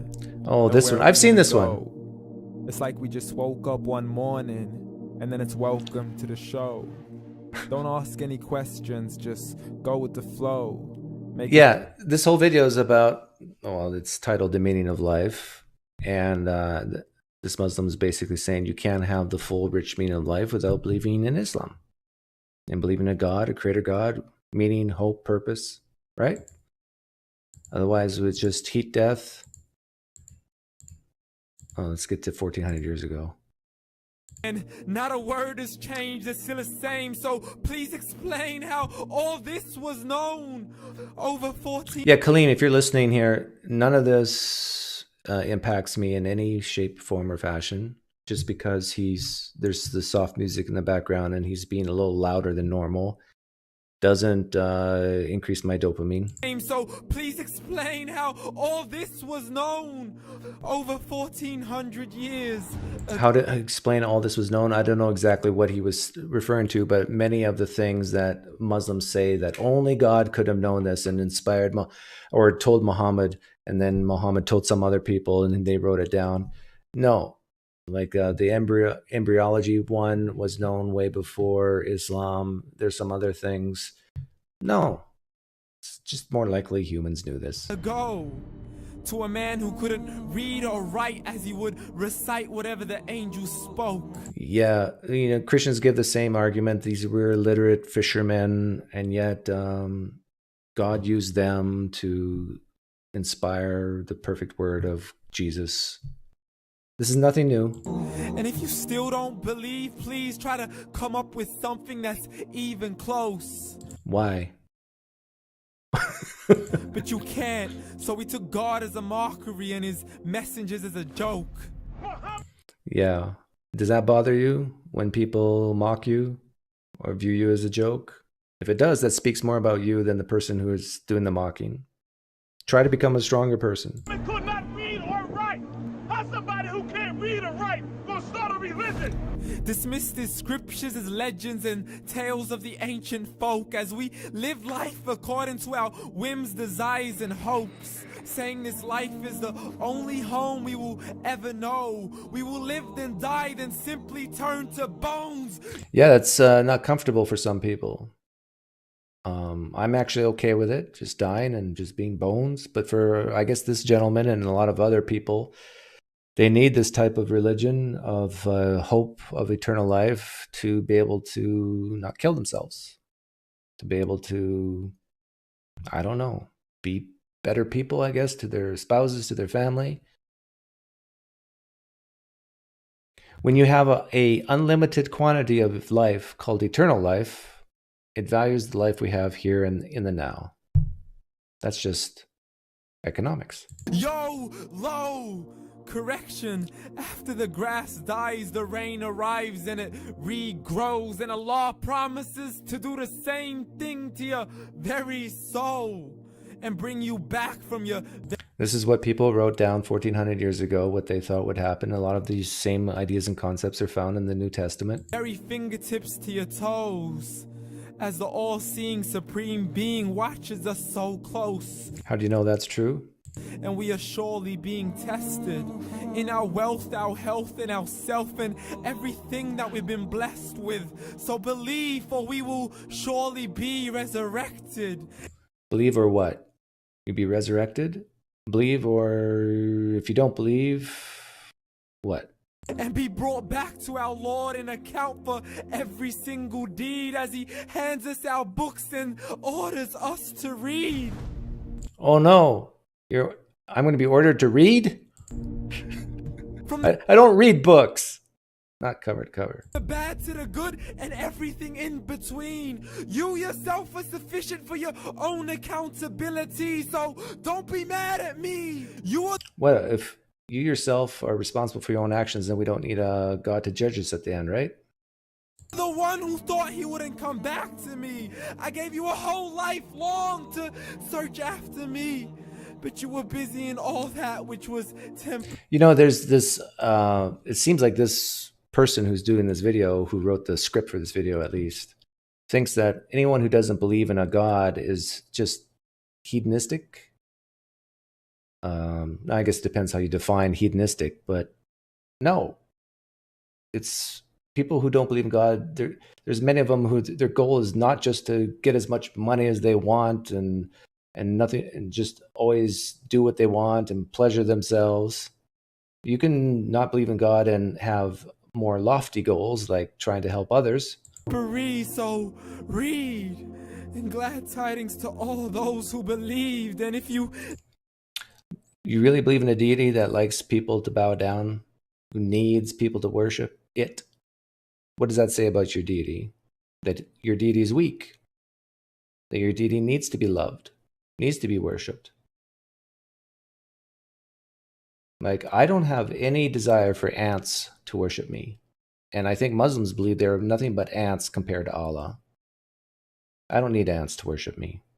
I don't ask ants to worship me. Not 5 times a day, not 1 time a day. Muslims, just the fact that it's written down that you have to pray 5 times a day, pointing in a certain direction,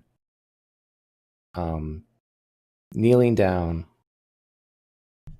that should be a red flag. Just like there's red flags for Ravi's behavior, this should be a red flag that your God doesn't exist. A God as powerful as the one you believe in wouldn't ask something like that, would he? Really?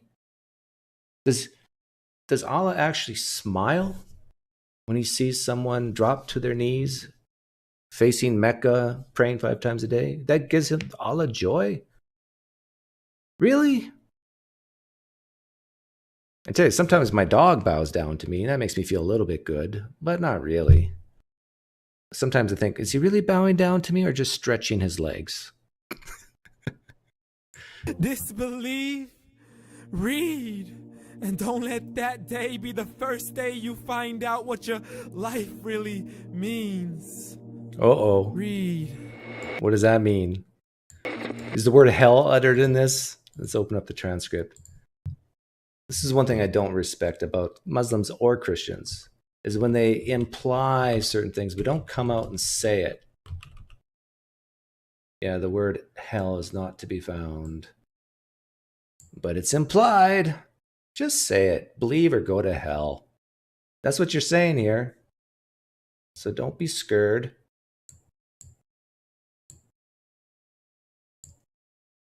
Sorry, I think the volume was too quiet, right?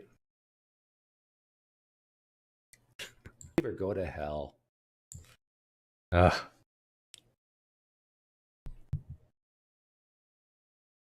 So how was that? Who's the gentleman who wanted me to play this? Kaleem? My guess is I just devastated you, right? Here you thought this would be something powerful for me, and I just disappointed you.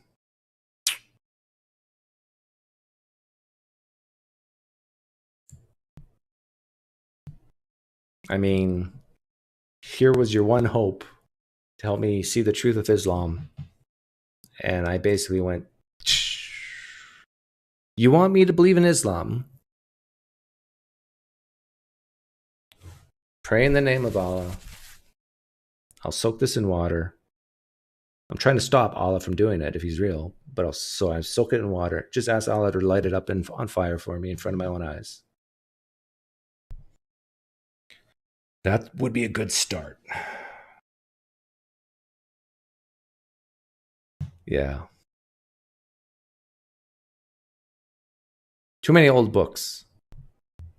I don't like new books. Why would I like old books?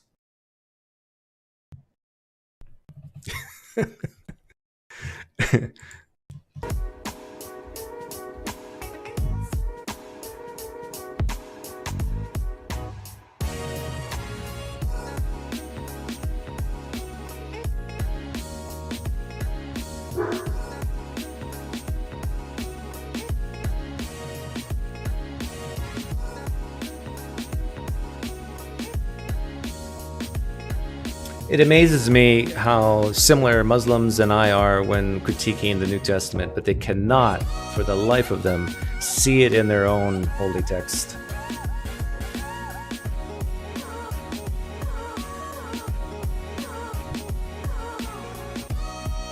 Yeah, you can hear my dog barking? Yeah. A Ravi Zacharias fan is trying to break into my house, but my working line German Shepherd has it covered.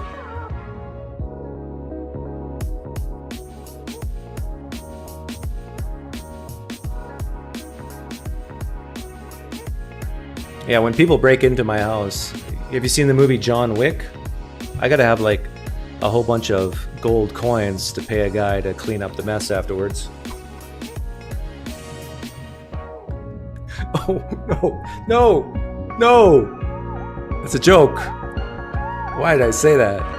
It's a joke. I do not advocate violence, no matter if it's from my dog or not.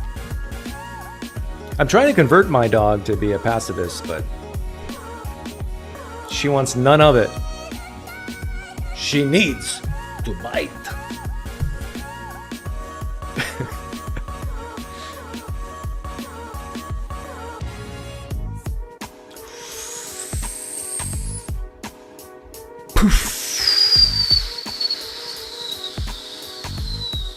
My apologies to Ravi Zacharias. He was scheduled to come on and talk to me, defend himself.